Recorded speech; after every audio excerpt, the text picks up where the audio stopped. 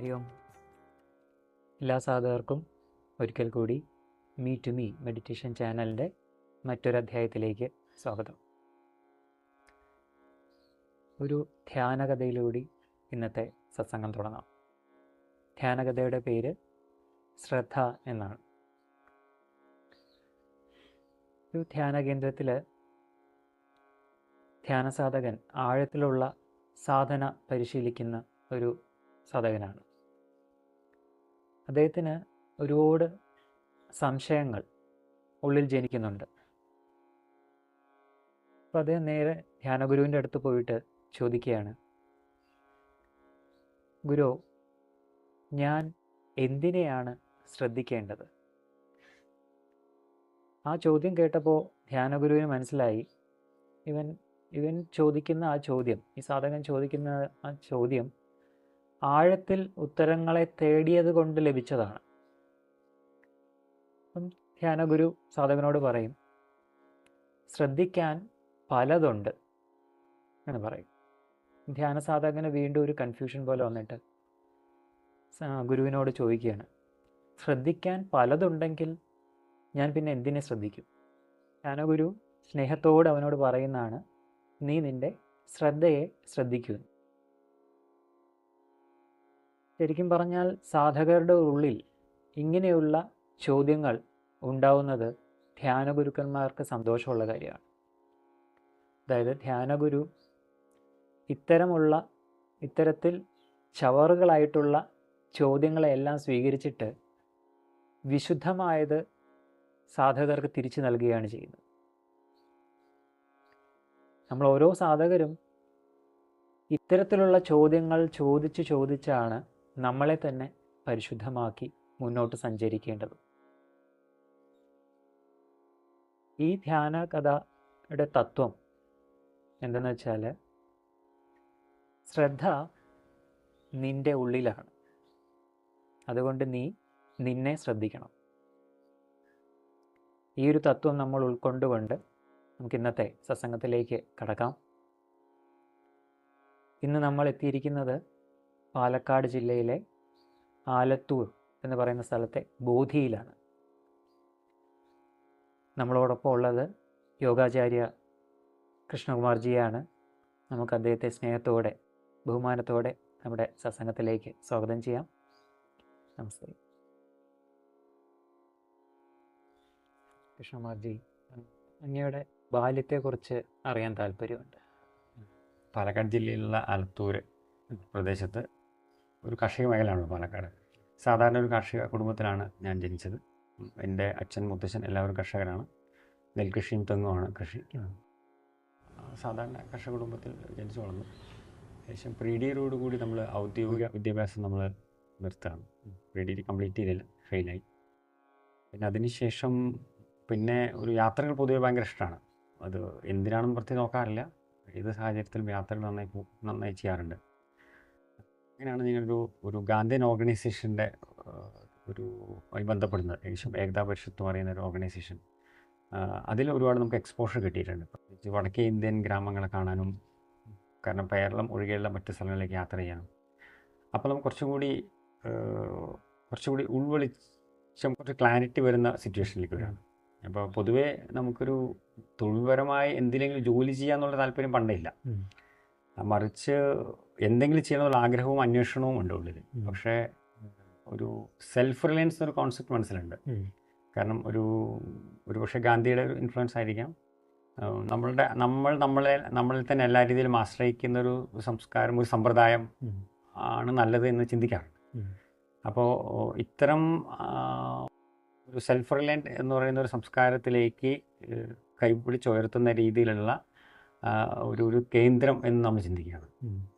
ചിന്തിക്കാനുള്ള കാരണം, പ്രത്യേകിച്ചും ഒരു മാർക്കറ്റ് ഡോമിനേറ്റഡ് സൊസൈറ്റിയിൽ നമ്മൾ ജീവിക്കുമ്പോൾ മനുഷ്യർ ബാഹ്യമായ വിഷയങ്ങളിൽ ആകൃഷ്ടരായി മുന്നോട്ട് പോകുന്ന സമയത്ത് അവരുടെ ആശ്രയത്വം എല്ലാ രീതിയിലും ബാഹ്യമാണ്. എണീക്കുന്നത് അലാറം വെച്ച് കഴിഞ്ഞാൽ ഉറങ്ങാൻ സ്ലീപ്പിംഗ് പിൽസ് കഴിക്കേണ്ട സാഹചര്യത്തിലേക്ക് മൊത്തം പോവാണ്. അപ്പോൾ ഇത്രമാത്രം ബാഹ്യമായി ആശ്രയിക്കുന്ന സമയത്ത് ഈ ആശ്രയത്വം ഒരു വലിയ അപകടമാണെന്ന് നമുക്ക് തോന്നുന്നുണ്ട്.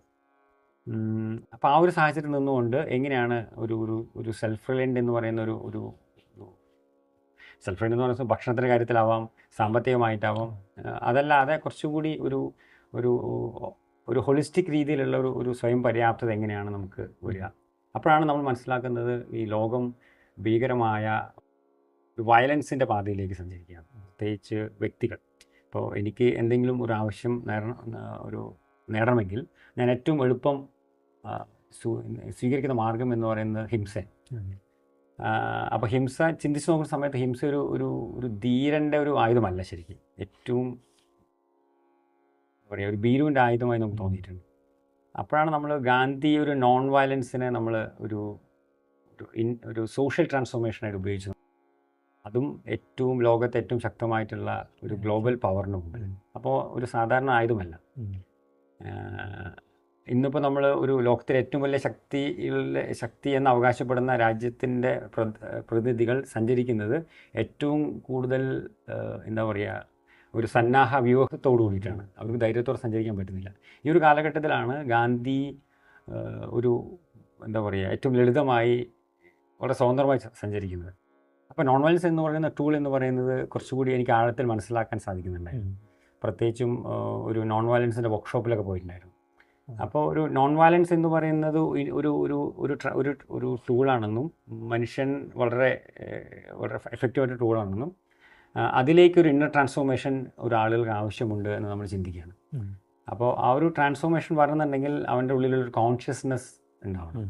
അപ്പോൾ അങ്ങനെ നോക്കുന്ന സമയത്ത് നമുക്ക് ഒരു എന്തെങ്കിലും സ്റ്റാർട്ട് ചെയ്യുന്ന സമയത്ത് അതിനകത്ത് ഉൾപ്പെടുത്തേണ്ട ഒരു പ്രധാനപ്പെട്ട കുറച്ച് കാര്യങ്ങളിൽ ഒന്ന് യോഗയും പിന്നൊന്ന് നല്ല ഭക്ഷണം എന്ന രീതിയിൽ നമ്മൾ ചിന്തിക്കണം. കാരണം ഒരു ഭക്ഷ്യ സംസ്കാരത്തെ നമ്മൾ റിവൈവ് ചെയ്യുക എന്ന് പറയുമ്പോൾ അതിനകത്ത് ഒരുപാട് ഒരു കോൺഷ്യസ് പ്രോസസ്സാണ്. നമുക്ക് കണ്ടതിൻ്റെ കെട്ടിൽ പുറകിൽ പോകുന്നതല്ല. സോ ഒരു ഒരു ഫുഡ്സ് കൾച്ചർ റിവൈവ് ചെയ്യുക എന്ന് പറയുമ്പോൾ ഒരു ഓവറോൾ റിവൈവൽ നടക്കുകയാണ്. അപ്പോൾ ഇത് രണ്ടും ഒരു വളരെ സ്ട്രോങ് പില്ലറാണെന്ന് തോന്നി. അപ്പോൾ അങ്ങനെയാണ് നമ്മളൊരു 2005 നമ്മളൊരു ഒരു ബോധി എന്ന് പറഞ്ഞ പേരിൽ ഇങ്ങനെ സെൻറ്റർ സ്റ്റാർട്ട് ചെയ്യുന്നത്. ഏകതാ പരിഷത്ത് എന്ന് പറയുന്ന ഒരു ഓർഗനൈസേഷൻ്റെ കൂടെ നമ്മൾ യാത്ര ചെയ്യുന്ന സമയത്ത് വടക്കേന്ത്യൻ ഗ്രാമങ്ങൾ കാണുന്ന സമയത്ത് കുറേ നമ്മളെവിടെയാണെന്ന് കുറേ മനസ്സിലാക്കാൻ പറ്റുകയാണ്. കാരണം നമ്മൾ എല്ലാ രീതിയിലും ഉള്ള വ്യത്യാസങ്ങളാണ്. അപ്പോൾ നമ്മൾ കുറച്ചുകൂടി നമ്മളുടെ ചിന്തകൾ കുറച്ചുകൂടി മാറുകയാണ്. പിന്നെ അപ്പോൾ നമ്മൾ കുറേ NGOസിനെ കാണുന്നു, കുറേ ഇൻസ്റ്റിറ്റ്യൂഷൻസിനെ കാണുന്നു. ഇൻസ്റ്റിറ്റ്യൂഷൻ ആദ്യമൊക്കെ നമ്മൾ വളരെ ആകർഷകമാണല്ലേ, ഇതൊക്കെ നാട്ടിൽ ഒരുപാട് കാര്യങ്ങൾ ചെയ്യേണ്ടെന്ന്. പിന്നെ കുറേ അറിയുന്ന സമയത്ത് ഇൻസ്റ്റിറ്റ്യൂഷന് ഒരുപാട് പരിമിതി ഉണ്ടെന്ന് മനസ്സിലാവുന്നു, സർക്കാർ പരിമിതപ്പെടുന്നെന്ന് മനസ്സിലാവും. അപ്പോൾ മറിച്ച് മനുഷ്യൻ്റെ ഉള്ളിലുള്ള വിശകലന ബുദ്ധി അല്ലെങ്കിൽ ബോധം വളരണമെന്ന് ചിന്തിക്കുകയാണ്. അപ്പോൾ ഞാൻ വടക്കേന്ത്യ യാത്രയുടെ സമയത്ത് നമ്മുടെ കൂടെ ചിലപ്പോൾ വിദേശത്തു നിന്ന് ആളുകൾ വരാറുണ്ടായിരുന്നു ഏകതാ പരിഷത്തിന്. അപ്പോൾ ഞാൻ എന്തെന്ന് പറഞ്ഞു കഴിഞ്ഞാൽ നമ്മുടെ പരിസരത്തുള്ള നമ്മുടെ അനിയന്മാരും കുട്ടികളൊക്കെ വിളിച്ചിരുത്തിയിട്ട് വെറുതെ ഒരു ഇൻട്രാക്ഷൻ പോലെ ചെയ്യും. കാരണം ഒരു ഉദാഹരണത്തിന് യൂറോപ്പിൽ നിന്ന് വന്ന ഒരാൾ നമ്മൾ വന്ന സമയത്ത് നമ്മളിപ്പോൾ യൂറോപ്പിൽ നിന്ന് കേട്ട ആൾക്കാരാണോ സാധാരണ ആൾക്കാർ, പ്രത്യേകിച്ച് നമ്മുടെ പോലത്തെ ലോക്കൽ ഏരിയയിൽ. അപ്പോൾ നമ്മുടെ മുമ്പിൽ ഒരു യൂറോപ്പിൽ നിന്ന് വന്ന ഒരാൾ മുൻവശത്ത് കിട്ടുന്ന സമയത്ത് നമുക്ക് ഒരുപാട് കാര്യങ്ങൾ നേരിട്ട് ചോദിക്കുമ്പോൾ കിട്ടാവുന്ന ഒരു അറിവ് വ്യത്യാസമാണ്. അപ്പോൾ നമ്മൾ എന്തെന്ന് പറഞ്ഞാൽ വിളിച്ചിരുന്ന് സംസാരിക്കും. ഒരു കാര്യം ചെയ്യും, നിങ്ങൾ ആ നാട്ടിലെ അവിടുത്തെ സംസ്കാരത്തെക്കുറിച്ചും അവിടുത്തെ കല്യാണത്തെക്കുറിച്ചും ഒക്കെ സംസാരിക്കാൻ പറയും. അപ്പോൾ ഇത് 2003 2004 അപ്പോൾ ഒരു സ്വിറ്റ്സർലാൻഡ് എന്നൊരു പയ്യൻ വന്നിരുന്നു. അപ്പോൾ ലിവിങ് ടുഗദറും ലവ് മാരേജൊക്കെ ഇവിടെ സാധാരണ കുട്ടികൾ കേൾക്കുമ്പോൾ അത് ഭയങ്കര അത്ഭുതം പോലെ തോന്നും. അപ്പോൾ അവനും തിരിച്ച് ഇവിടെ നടക്കുന്ന കല്യാണങ്ങൾ നമ്മുടെ രക്ഷിതാക്കളുടെ താല്പര്യത്തിനനുസരിച്ച് നടത്തുക എന്ന് കേൾക്കുമ്പോൾ അവനും അത് ഭയങ്കര അത്ഭുതം പോലെ തോന്നുന്നു. എങ്ങനെയാണ് നിങ്ങൾ ജീവിതത്തിൽ അറിയാത്ത ഒരാളുടെ കൂടെ കല്യാണം കഴിക്കുക? അപ്പോൾ അത് ഇറ്റ്സ് എ കൈൻഡ് ഓഫ് ഒരു കൾച്ചറൽ എക്സ്ചേഞ്ച് നടക്കുകയാണ്. അത് കുട്ടികൾക്ക് കുറച്ചുകൂടി ഇംഗ്ലീഷുകാരൻ്റെ അടുത്ത് ഇംഗ്ലീഷ് സംസാരിക്കുക എന്ന് പറയുമ്പോൾ ഇംഗ്ലീഷ് മീഡിയം പഠിക്കുന്ന കുട്ടികൾക്ക് കിട്ടുന്ന വലിയ എക്സ്പീരിയൻസ് ആണ്. അപ്പോൾ ഭാഷയേക്കാൾ ഉപരി കുറച്ചുകൂടി ഒരു ഒരു ഒരു എന്തൊക്കെയോ ഒരു അനുഭവം കിട്ടുന്ന പോലെ ഒരു സംഗതി അതിനകത്ത് ഉണ്ടാവാറുണ്ട്. അങ്ങനത്തെ സംഗതികൾ. അപ്പോൾ അങ്ങനെ നിൽക്കുമ്പോഴാണ് നമ്മളിങ്ങനെ അപ്പോൾ അങ്ങനെയാണെങ്കിൽ നമ്മൾ ഈ കുട്ടികൾക്ക് നമുക്ക് എന്താ ചെയ്യുന്നത് നല്ല ചോദിച്ചു നമുക്ക് പത്രങ്ങളൊക്കെ വാർത്ത വായിക്കാറുണ്ട്. അപ്പോൾ ഒരു കാര്യം ചെയ്യും, നിങ്ങൾ എല്ലാ ദിവസവും ഞായറാഴ്ച നമുക്ക് ഒരു കാര്യം ചെയ്യാം, ആ ഞായറാഴ്ചത്തെ പത്രം എടുക്കുക, എന്നിട്ട് റീജിയണൽ, നാഷണൽ, ലോക്കൽ എന്നുകൊണ്ട് 3 ഹെഡ്സ് ഉണ്ട്. അതിൽ നിങ്ങൾക്ക് തോന്നുന്ന ഏറ്റവും പ്രധാനപ്പെട്ട വാർത്ത നിങ്ങൾ കോട്ട് ചെയ്ത് കൊണ്ടുവരിക. എന്നിട്ട് ആ വാർത്ത വായിച്ചിട്ട് ആ വാർത്തയെ നിങ്ങൾ എങ്ങനെയാണ് കാണുന്നതെന്ന് പറയാം. അതേപോലെ പ്രാദേശികമായിട്ട് സംഭവിക്കുക. അപ്പോൾ നാഷണൽ, ഇൻ്റർനാഷണൽ, നാഷണൽ, റീജിയണൽ 3 രീതിയിലും കുട്ടികളെ കൊണ്ട് വാർത്ത വായിപ്പിച്ച് അവരെ കൊണ്ട് വെറുതെ ചിന്തിപ്പിക്കുക. പ്രത്യേകിച്ച് ഒന്നുമല്ല, ഞാൻ ഉദ്ദേശിച്ച അത്രയേ ഉള്ളൂ, ഒരു അനലിറ്റിക്കൽ കപ്പാസിറ്റി, വിശകലനം ചെയ്യാനുള്ള കപ്പാസിറ്റി ഉണ്ടാവും എന്നുള്ള രീതിയിൽ നമ്മളതിനെ ചെയ്യും. അപ്പോൾ അങ്ങനെയാണ് നമ്മുടെ ഗ്രൂപ്പിന് ഇങ്ങനെ ഒരു പേര് വെക്കേണ്ടതെന്ന് തോന്നുന്നു. അപ്പോൾ നമ്മുടെ ഉള്ളിൽ അപ്പോഴും ഒരു സെൻറ്റർ എന്നുള്ള ചിന്ത നമ്മുടെ ഉള്ളിൽ വരുന്നുണ്ട്, എൻ്റെ ഉള്ളിൽ വരുന്നുണ്ട്. അതെങ്ങനെ കൊണ്ടുപോകണമെന്ന് അറിയില്ല, പക്ഷേ എന്തെങ്കിലും തുടങ്ങണം എന്നുള്ള ചിന്ത അതിനകത്ത് വരുന്നുണ്ട്. അപ്പോൾ അത് ഞാനും എൻ്റെ അന്വേഷണത്തിലാണ്. അപ്പോൾ അതിന് കുറേ ഉത്തരങ്ങൾ നമ്മൾ കിട്ടുന്നുണ്ട്, പക്ഷേ അപ്പോഴും പൂർണ്ണതയാവുന്നില്ല ശരി. അപ്പോൾ എൻ്റെ കുടുംബത്തിൽപ്പെട്ട തന്നെ നമ്മുടെ ഒരു ചെറിയച്ഛൻ്റെ മകനോ പറഞ്ഞു നമുക്ക് ബോധി എന്ന് പേര് വയ്ക്കാൻ തോന്നുന്നു. ബോധി എന്ന് കേട്ടത് നമുക്ക് അപ്പം തന്നെ നമുക്ക് ഉള്ളിൽ അത് നമുക്ക് സ്വീകരിക്കാൻ തോന്നാം. ഒന്ന് ബുദ്ധനെ അറിഞ്ഞിട്ടില്ല എന്നുണ്ടെങ്കിലും ബുദ്ധനുമായി കണക്റ്റഡ് ആണ് ബോധി. അപ്പോൾ ബോധം എന്നുള്ള ചിന്ത അതിനകത്ത് വരുന്നുണ്ട്. അങ്ങനെ ബോധി എന്നുള്ള പേര് വെക്കുകയാണ്. അപ്പോൾ കൂട്ടായ്മ എന്ന് പറയാൻ പറ്റില്ല, ഞങ്ങൾ കുറച്ച് കുട്ടികൾ, അപ്പോൾ ബോധി എന്ന് പേര് വയ്ക്കാൻ തോന്നും. അപ്പോൾ അതിന് പിന്നെ ഒരു സാക്ഷാത്കാരം നടക്കുന്നത് 2005 നമ്മളിരിക്കുന്ന ഈ ഒരു പെര പണിത് യോഗ ക്ലാസ്സിലൂടെ നമ്മൾ ആ സെൻറ്റർ പ്രവർത്തനം ആരംഭിക്കുകയാണ് 2005 ഡിസംബർ 9. ഈ ബോധി എന്ന് കേൾക്കുമ്പോൾ കൂടുതലും ധ്യാനവുമായിട്ട് ബന്ധപ്പെടുന്ന ഒരു പേരാണ് ബോധി. ധ്യാനിക്കണമെങ്കിൽ മനസ്സ് ശാന്തമാവണം, മനസ്സിനെ കൂടുതൽ ആഴത്തിൽ പഠിക്കുകയും ചെയ്യണം. അപ്പോൾ ഇവിടെ ബോധിയിൽ മനസ്സുമായി റിലേറ്റഡ് ആയിട്ടുള്ള വിഷയങ്ങളാണോ കൂടുതൽ പഠിപ്പിക്കുകയും അതിനെ കൈകാര്യം ചെയ്യുകയും ചെയ്യുന്നത്? ബോധി എന്ന് പറയുമ്പോൾ സ്വാഭാവികമായിട്ടും പലരും ചോദിക്കാറുണ്ട്, ഇത് ബുദ്ധൻ്റെ ബന്ധപ്പെട്ടാണോ, കൂടുതൽ ധ്യാനമാണോ ചോദിക്കാറുണ്ട്. അപ്പോൾ നമ്മുടെ അടുത്ത് പലപ്പോഴും ആൾക്കാർ വിളിക്കാറുള്ളത് എനിക്ക് ധ്യാനം പഠിക്കണം, പ്രത്യേകിച്ച് രക്ഷിതാക്കൾ കുട്ടികളുടെ അടുത്ത്, സ്കൂളിൽ പഠിക്കുന്ന ചെറിയ കുട്ടികളെ ധ്യാനം പഠിപ്പിക്കണം എന്ന് പറഞ്ഞിട്ട് വരാറുണ്ട്. ആക്ച്വലി എൻ്റെ ഒരു അനുഭവത്തിൽ ധ്യാനം അങ്ങനെ പഠിപ്പിക്കേണ്ട ഒരു സാധനമാണ്. അത് മനസ്സ് ഒതുങ്ങുമ്പോൾ സ്വാഭാവികമായിട്ടും വരുന്നതാണ്. അപ്പോൾ അഷ്ടാംഗമാർഗത്തിൽ തന്നെ യമ, നിയമ, ആസന, പ്രാണായാമ, പ്രത്യാഹാര, ധാരണ, 7ാമത്തെയാണ് ധ്യാനം, കോൺസെൻട്രേഷൻ വന്ന ശേഷം. അപ്പോൾ മനസ്സിനെക്കുറിച്ച് പ്രത്യേകിച്ച് അങ്ങനെ പഠിപ്പിക്കേണ്ട ഒരു സാധനമായിട്ട് നമുക്ക് തോന്നിയിട്ടില്ല. പക്ഷേ ധ്യാനം പഠിക്കണം എന്ന് പറയുന്ന ആളുകളുടെ നമ്മൾ പറയാറുള്ളത്, അതവിടെ ഇരിക്കട്ടെ, നമുക്കൊരു കാര്യം ചെയ്യാം, നമുക്ക് കുറച്ച് ആസനാസും പ്രാണായാമവും പ്രാക്ടീസ് ചെയ്യാം, ചെറിയ ഭക്ഷണ ക്രമീകരണങ്ങളും തുടങ്ങാമെന്ന് പറഞ്ഞാണ് നമ്മൾ സ്റ്റാർട്ട് ചെയ്യാം. അത് കഴിയുമ്പോൾ തന്നെ ഒരാഴ്ച കഴിഞ്ഞാൽ ഓട്ടോമാറ്റിക് അവർ സ്വയം പറഞ്ഞോളും, എനിക്ക് ഒരു മനസ്സിനൊരല്പം സമാധാനം കിട്ടിയിട്ടുണ്ട്, കുറച്ച് തിരിച്ചറിവ് വന്നിട്ടുണ്ട്. അത് സ്വാഭാവികമായിട്ട് വരുന്നതാണ്. അപ്പോൾ നമ്മൾ ആസനാസ് പഠിപ്പിക്കുമ്പോൾ തന്നെ നമ്മൾ സ്വീകരിക്കുന്നൊരു വഴി എന്ന് പറയുന്നത്, ഉദാഹരണത്തിന് ഓരോ ആളുകളും ചോദിക്കാറുണ്ട്, ഈ ആസനം എന്തിനാണ് ചെയ്യുന്നത്, ഈ ആസനം കൊണ്ട് എന്താ ഗുണമെന്നുണ്ട്. ആസനാസിൻ്റെ പേര് പോലും നമ്മൾ പറയാറില്ല പഠിപ്പിക്കുമ്പോൾ. ഒരു പ്രോസസ്സിലൂടെ കൊണ്ടുപോവുക. ഞാൻ ഡെമോൺസ്ട്രേറ്റ് ചെയ്യാറുമില്ല. കാരണം യോഗ എന്ന് പറയുന്നത് ഒരു അവനവനിലേക്ക് പോകേണ്ട സാധനമാണ്. ഞാൻ നിങ്ങളുടെ കോമ്പറ്റ് ചെയ്യേണ്ടതല്ല, ഞാൻ എന്നെ കോമ്പറ്റ് ചെയ്യേണ്ടതാണ്, എന്നെ ഉള്ളിലേക്ക് പോകാനുള്ള ജിജ്ഞാസ ആവേണ്ടതാണ്. അത് ചെയ്യണമെന്നുണ്ടെങ്കിൽ ഒരിക്കലും ബാഹ്യമായ വ്യക്തിയെ കണ്ടുകൊണ്ട് ആസനാസ് ചെയ്യുന്നത് നല്ല രീതിയിൽ എനിക്ക് തോന്നിയിട്ടില്ല. അപ്പോൾ നമ്മൾ ഒരു മനുഷ്യനെ ഇവിടെ നമ്മൾ 10 പേരെ യോഗ പഠിക്കാൻ പറ്റുന്നുണ്ടെങ്കിൽ 10 പേരും 10 രീതിയിൽ നമ്മൾ പഠിപ്പിക്കുക, 10 രീതിയിലാണ് പഠിക്കുക. അപ്പോൾ നമ്മൾ കോമൺ ആയിട്ടൊരു പ്ലാൻ ഉണ്ടെങ്കിൽ തന്നെ 10 പേര് ഒരേ സമയത്ത് 10 രീതിയിൽ പ്രാക്ടീസ് ചെയ്യും. നമ്മൾ ഓരോ ആളുകളെയും നമ്മൾ ഇൻഡിവിജ്വലായിട്ട് നമ്മൾ കാണുക, കാരണം ഓരോ ആളുടെ നീഡ് വ്യത്യാസമാണ്. അപ്പോൾ നമ്മൾ മനസ്സിനെക്കുറിച്ചും ഇതിനെക്കുറിച്ചൊന്നും നമ്മൾ ഇനീഷ്യലി സംസാരിക്കുന്നതിന് പകരം അവരെ ഒന്ന് വെറുതെ ഇരുത്തുക. അതിൻ്റെ ധ്യാനം ഒന്നും നമ്മൾ പറയില്ല. കാലത്ത് 6 മണിക്ക് ഒന്ന് വെറുതെ കണ്ണടച്ചിരിക്കാൻ പറയും, കേൾക്കുന്ന ശബ്ദങ്ങളൊന്ന് കേൾക്കാൻ പറയും, ശ്വാസത്തിലൊന്ന് ശ്രദ്ധിക്കാൻ പറയും, ശ്വാസം അകത്തേക്ക് എടുക്കാൻ പറയും. ശ്വാസം അകത്തേക്ക് എടുക്കുമ്പോൾ പ്രത്യേകിച്ച് പറയും, ശബ്ദമില്ലാതെ വളരെ ശാന്തമായി അകത്തേക്ക് എടുക്കാൻ പറയും. അല്പസമയം അകത്ത് പിടിച്ചു വയ്ക്കാൻ പറയും, വളരെ പതുക്കെ പുറത്തേക്ക് വിടാൻ പറയും, അല്പസമയം പുറത്ത് പിടിച്ചു വയ്ക്കാൻ പറയും. ഇത്തരം ഒരു 10 മിനിറ്റ് ആളെ ഇരുത്തി കഴിഞ്ഞാൽ തന്നെ അയാളുടെ മനസ്സിനകത്തൊരു ചെറിയ തിരിച്ചറിവുണ്ടാവും. ഇതിന് നമ്മൾ നീ ധ്യാനം തുടങ്ങുകയാണെന്ന് പറഞ്ഞൊരു ഒരു വലിയ സംഗതിയിൽ കൊണ്ടുപോകുമ്പോൾ എന്താ പ്രശ്നം എന്ന് പറഞ്ഞു കഴിഞ്ഞാൽ, ഇവരുള്ളിൽ ഭയങ്കര എക്സ്പെക്റ്റേഷൻസ് ഉണ്ടാവും. ഇപ്പോൾ സൂര്യ നമസ്കാരം ചെയ്ത് കഴിഞ്ഞാൽ എനിക്ക് എന്തോ സിദ്ധി കിട്ടുന്ന പറഞ്ഞുകൊണ്ട് പഠിപ്പിച്ചു കഴിഞ്ഞാൽ, ഒരു പ്രാക്ടീസ് ചെയ്യുന്ന സാധകൻ്റെ മുമ്പിൽ എപ്പോഴാണ് എനിക്ക് കിട്ടുക എന്നാണ്. സൂക്ഷ്മമായിട്ടുള്ള അദ്ദേഹത്തിൻ്റെ ശരീരത്തിൻ്റെ നിരീക്ഷണമോ മനസ്സിൻ്റെ സൂക്ഷ്മമായ നിരീക്ഷണമോ അതിനകത്ത് ഉണ്ടാവില്ല. നിരീക്ഷണം ഉണ്ടാവണമെങ്കിൽ അവൻ സ്വയം എക്സ്പീരിയൻസ് ചെയ്യണം. അപ്പോൾ ആസനാസ് പഠിപ്പിക്കുമ്പോൾ കൃത്യമായിട്ടും കൈ തള്ളവിരൽ മുട്ടുണ്ടോ എന്നല്ല, എത്രമാത്രം നിങ്ങളുടെ കൈ അടുത്ത് പോകാൻ ശ്രമിക്കേണ്ടത് അത് മതി. ഇപ്പോൾ അഡ്വാൻസ് ആസനാസ് എന്ന് പറഞ്ഞു കഴിഞ്ഞാൽ തലകുത്തി നിൽക്കലോ കൈ കാലത്തൊന്നുമല്ല. ആസനാസ് ചെയ്യുന്ന എന്തിനാ? ഹഠയോഗ പ്രതിവിയിൽ പറയുന്ന 84 ലക്ഷം ആസനാസ് ചെയ്യുന്ന എന്തിനാ? ഒരാസനം പ്രാക്ടീസ് ചെയ്യണം, ധ്യാനാസനം. ശരീരത്തെ നിശ്ചലമാക്കാനാണ്. നിശ്ചലമായ ശരീരത്തിലുള്ള 2 സൂക്ഷ്മ ചലനങ്ങളേ ഉണ്ടാവുള്ളൂ, ഹൃദയത്തിൻ്റെ മിടുപ്പും ശ്വാസത്തിനുള്ള. ഇതൊഴികെ ബാക്കി ശരീരത്തിൽ എത്രമാത്രം നിശ്ചലമാക്കാനാണ് നമ്മൾ ആസനാസ് 84 ലക്ഷം ആസനാസ് ഉണ്ടാക്കിയിരിക്കുന്നത്. തലകുത്തി നിൽക്കാനുള്ളതോ അല്ലെങ്കിൽ 1ാം റാങ്ക് വാങ്ങിക്കാനുള്ളതല്ല ശരിക്കും. അപ്പോൾ അത്രമാത്രം നിങ്ങൾക്ക് നിശ്ചലമാക്കാൻ കഴിഞ്ഞു. അപ്പോൾ ആസനാസ് എങ്ങനെയാണോ ശരീരത്തെ നിശ്ചലമാക്കുക, പ്രാണായാമം മനസ്സിനെ നിശ്ചലമാക്കുക. ഇത് രണ്ടും നമ്മൾ കാണുന്നത് സാധാരണ മനുഷ്യനാണ്. ജോലി ചെയ്ത് വൈകുന്നേരം കൂലിയോ അല്ലെങ്കിൽ മാസ ശമ്പളമോ വീട്ടിൽ കൊണ്ടുവന്ന് ചിലപ്പോൾ ലോൺ എടുത്ത് വീട് വാങ്ങിയിട്ടുണ്ടാവും, കാർ വാങ്ങി, ഇതൊക്കെ അടച്ചു തീർത്ത് ഒരു കുടുംബവും പ്രാരാബ്ധമായി ജീവിക്കുന്ന മനുഷ്യന്മാരാണ്. അപ്പോൾ ഈ ഒരു മനുഷ്യൻ്റെ മനസ്സിനകത്ത്, അവൻ്റെ മനസ്സിനകത്തൊരല്പം ശാന്തി കൊണ്ടുവരിക. ഈ പ്രത്യേകിച്ചും ആർത്തിയുടെ ലോകത്തിൽ പോകുന്ന മനുഷ്യൻ്റെ അടുത്ത് ആർത്തിയിൽ നിന്നും ഒരല്പം പുറകിലേക്ക് അവൻ ഒരു പടി താഴത്തേക്ക് ഇറക്കാൻ പറ്റും. കാരണം നമ്മളുടെ ആവശ്യകത നമ്മൾ കൂട്ടിക്കൊണ്ടുവരാണല്ലോ. കാരണം നമ്മൾ കാണിക്കണമല്ലോ, നമുക്ക് പൊസിഷൻ ഉണ്ടാവണം, വലിയ കാർ ഉണ്ടാവണം, ഇതൊക്കെ നമ്മളുടെ പ്രാരാബ്ദം കൂട്ടാണല്ലോ ശരിക്കും. അപ്പോൾ ഈ ഒരു പ്രോസസ്സിലൂടെ ഇത്രയൊക്കെ മനുഷ്യന് ആവശ്യമുള്ളൂ എന്ന തോന്നൽ വരുമ്പോൾ പലതും നമ്മൾ പിൻവലിയും.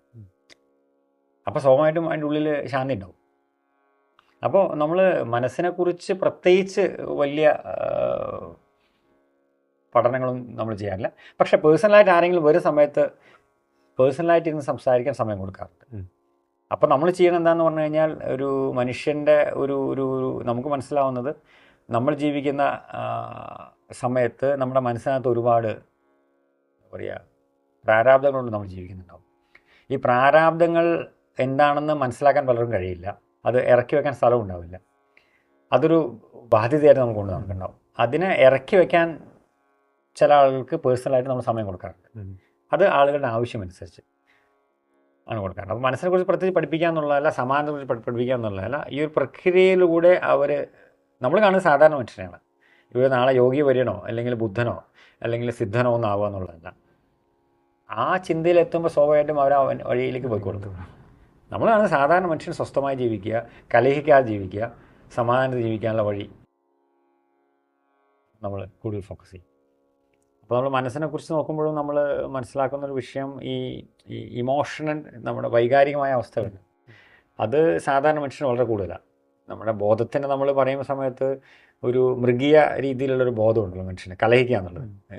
നിങ്ങളുടെ കയ്യിലുള്ളതിനെ പിടിച്ചു വയ്ക്കുക, അത് കലഹിക്കുക.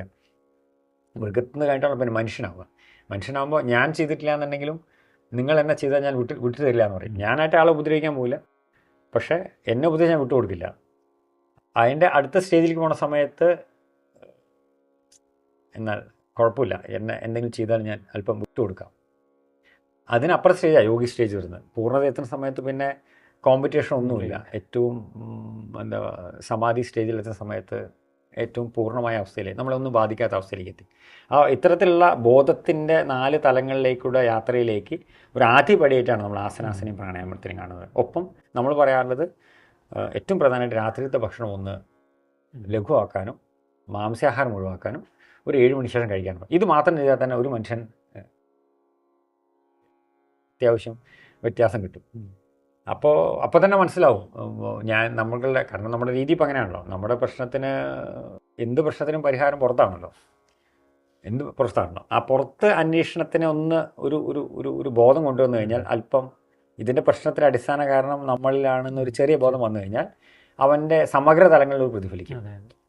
നിങ്ങൾ എന്നെ അടിക്കാൻ വരുന്നുണ്ടെങ്കിൽ എൻ്റെ കയ്യിൽ എന്തോ ഒരു കയ്യിൽ മോശമുണ്ട്, അത് ഞാൻ മനസ്സിലാക്കാതെ എന്നെ അടിച്ചു എന്ന് പറഞ്ഞ കാര്യമില്ല. അപ്പോൾ ബാഹ്യമായ വസ്തുക്കളിൽ നമ്മളെ സ്വാധീനിക്കുകയാണല്ല, ബാഹ്യമായ വിഷയങ്ങളിലാണ് നമ്മളുടെ സ്വാധീനം. എന്നിട്ട് നമ്മൾ അവൻ കാരണമാണ് അല്ലെങ്കിൽ അവൾ കാരണമാണ്, അവർ പറഞ്ഞുകൊണ്ടെന്ന് പറയും. കാരണം നമ്മൾ തന്നെയാണ്, നമ്മുടെ മനസ്സിൽ തന്നെയാണ്. അപ്പോൾ നമ്മൾ ഈ ചൂണ്ടുന്ന വിരൽ എപ്പോഴും ഒന്നിങ്ങനെ ഇങ്ങോട്ട് ചൂണ്ടിക്കഴിഞ്ഞാൽ പ്രശ്നം തരും. അവനവനിലേക്കൊന്ന് നോക്കുക. അപ്പോൾ അതിന് നമ്മൾ ധ്യാനം എന്ന് പറഞ്ഞൊന്നും പഠിപ്പിക്കുന്നതിനോട് എനിക്ക് വ്യക്തമായി യോജിപ്പില്ല. അത് ധ്യാനം എന്ന് ഞാൻ കാണുന്നത് ഈ ബോധം എന്ന് പറയുന്ന സാധനം മനുഷ്യൻ്റെ 3 അവസ്ഥയിൽ ഒന്നാണല്ലോ. സുഷുപ്തി, ജാഗ്രത, സ്വപ്നം. ബോധം എന്ന് പറയുന്നത് ഇപ്പോൾ നമ്മൾ 3 പേരും ഒരു വിഷയത്തെ 3 രീതിയിലാണ് കാണുക. ഒരു ഗ്ലാസ് വെള്ളം നമ്മുടെ മുമ്പിലുണ്ടെങ്കിൽ അത് വെള്ളമാണെന്ന് നമ്മൾ 3 പേർക്കും അറിയെങ്കിൽ തന്നെ നമ്മൾ പല രീതിയിലാണ് കാണുക. അപ്പോൾ നമ്മൾ 3 പേരും വെള്ളം കുടിക്കുന്ന 3 രീതിയിലായിരിക്കും. ചില ആളുകൾ ഒരു ഗ്ലാസ് വെള്ളം അപ്പം തന്നെ എടുത്ത് കുടിക്കും. ചില ആളുകൾ ആ വെള്ളത്തിൻ്റെ ഊഷ്മാവും നമ്മുടെ ശരീരത്തിൻ്റെ ഊഷ്മാവും ഒരുമിച്ചാവുന്നവരെ വായിൽ വയ്ക്കുകയും ഉമിനീരുമായി ലയിക്കുക എന്ന് പറയുമ്പോൾ അതിൻ്റെ ഏറ്റവും സൂക്ഷ്മമായ തലങ്ങളിലുള്ള ബോധത്തിൻ്റെ അളവിലേക്ക് എത്തി. അപ്പോൾ ഓരോ വിഷയങ്ങളിലേക്കും ആ പ്രവൃത്തിയിലേക്കും നമ്മുടെ ബോധത്തെ കൊണ്ടുവരാൻ പറഞ്ഞാൽ ജീവിതം ധ്യാനാത്മകമായി. ധ്യാനത്തിന് വേണ്ടി പ്രത്യേകിച്ചിട്ട് ഇരിക്കണം. പ്രത്യേകിച്ചിട്ട് ഇപ്പോഴത്തെ ഒരു പ്രശ്നം എന്താണെന്ന് പറഞ്ഞു കഴിഞ്ഞാൽ ഇത് ചെയ്താൽ ഇത് കിട്ടും, പ്രതിഫലം ആണ്. അപ്പോൾ നിങ്ങൾ ഈ ഒരു സമ്പ്രദായം ഫോളോ ചെയ്ത് കഴിഞ്ഞാൽ നിങ്ങളുടെ മനസ്സിനകത്ത് എന്തോ ഒരു സിദ്ധി കിട്ടും, നിങ്ങളുടെ കുണ്ടലിനെ ഉണ്ടെന്ന് പറയുന്ന സമയത്ത് അതിനു മുമ്പ് ചെയ്യേണ്ട പാലിക്കണമെന്നൊന്നും വിഷയമാവില്ല. ദിവസം ഇത് പ്രാക്ടീസ് ചെയ്യണം. അവസരം എന്ത് സംഭവിക്കുന്നു പറഞ്ഞാൽ സമതയിലേക്ക് നടക്കുന്ന അവസ്ഥയിലേക്ക് പോകും. അങ്ങനെ ഒരു അനുഭവം നമ്മൾ കണ്ടിട്ടുണ്ട്. ഒരു 10-24 വയസ്സായൊരു പയ്യൻ ഏതോ ഒരു സമ്പ്രദായത്തിലുള്ള ധ്യാനരീതി ഫോളോ ചെയ്തു. അവസാനം പുള്ളി ഭയങ്കര ബോധോദയം കിട്ടി ഉയർന്ന തലത്തിലെത്തുകയും അമ്മയും അച്ഛനൊക്കെ ബോധമില്ലാത്ത ആളുകളും എന്ന് പറഞ്ഞ് ഉറക്കമില്ലാതെ സമനില തെറ്റി. കാരണം ഈ പ്രതീക്ഷയിലേക്ക് പോവുകയാണ്. അപ്പോൾ നമ്മൾ തന്നെ ഹലോസിനേഷനിലേക്ക് പോയിട്ട് നമ്മൾ തന്നെ ഇമാജിനറി ആയിട്ട് ഒരു വലിയ കഴിവ് എന്നിൽ വന്നു എന്നും ബാക്കിയുള്ളവരൊക്കെ വളരെ സാധാരണക്കാരാണെന്നുള്ള അവസ്ഥയിലേക്ക് എത്തുന്ന അവസ്ഥയുണ്ട്. അപ്പോൾ നമ്മൾ അത് ഒരുപാട് സംഭവിക്കുന്നുണ്ട് ശരിക്കും. അപ്പോൾ നമ്മൾ ചെയ്യുന്നത് വളരെ സിമ്പിളായിട്ടുള്ള സാധാരണ മനുഷ്യന് ആവശ്യമുള്ള കുറേ ആസനാസ് പഠിപ്പിക്കുക, മര്യാദയ്ക്ക് ജീവിക്കുക.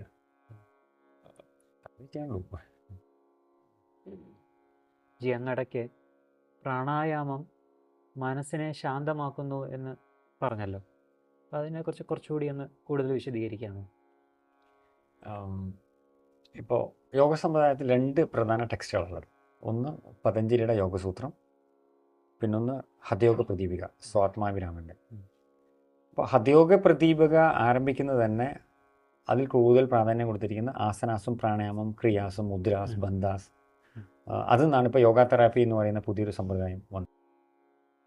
മറിച്ച് പതഞ്ജലിയുടെ യോഗസൂത്രത്തിൽ ആസനത്തെക്കുറിച്ച് ഒരൊറ്റ വാക്യം പറഞ്ഞിട്ടുള്ളൂ, സ്ഥിരം സുഖം ആസനം എന്ന് മാത്രമേ പറഞ്ഞിട്ടുള്ളൂ, ബാക്കിയൊന്നും പറഞ്ഞിട്ടില്ല. മറിച്ച് ഹഠയോഗ പ്രദീപികളാണെങ്കിൽ ഏകദേശം 84 ലക്ഷത്തോളം ആസനങ്ങളെക്കുറിച്ച് പറഞ്ഞിട്ടുണ്ട്, പ്രാണായാമത്തെക്കുറിച്ച് പറയുന്നുണ്ട്, ഒക്കെ പറയുന്നുണ്ട്.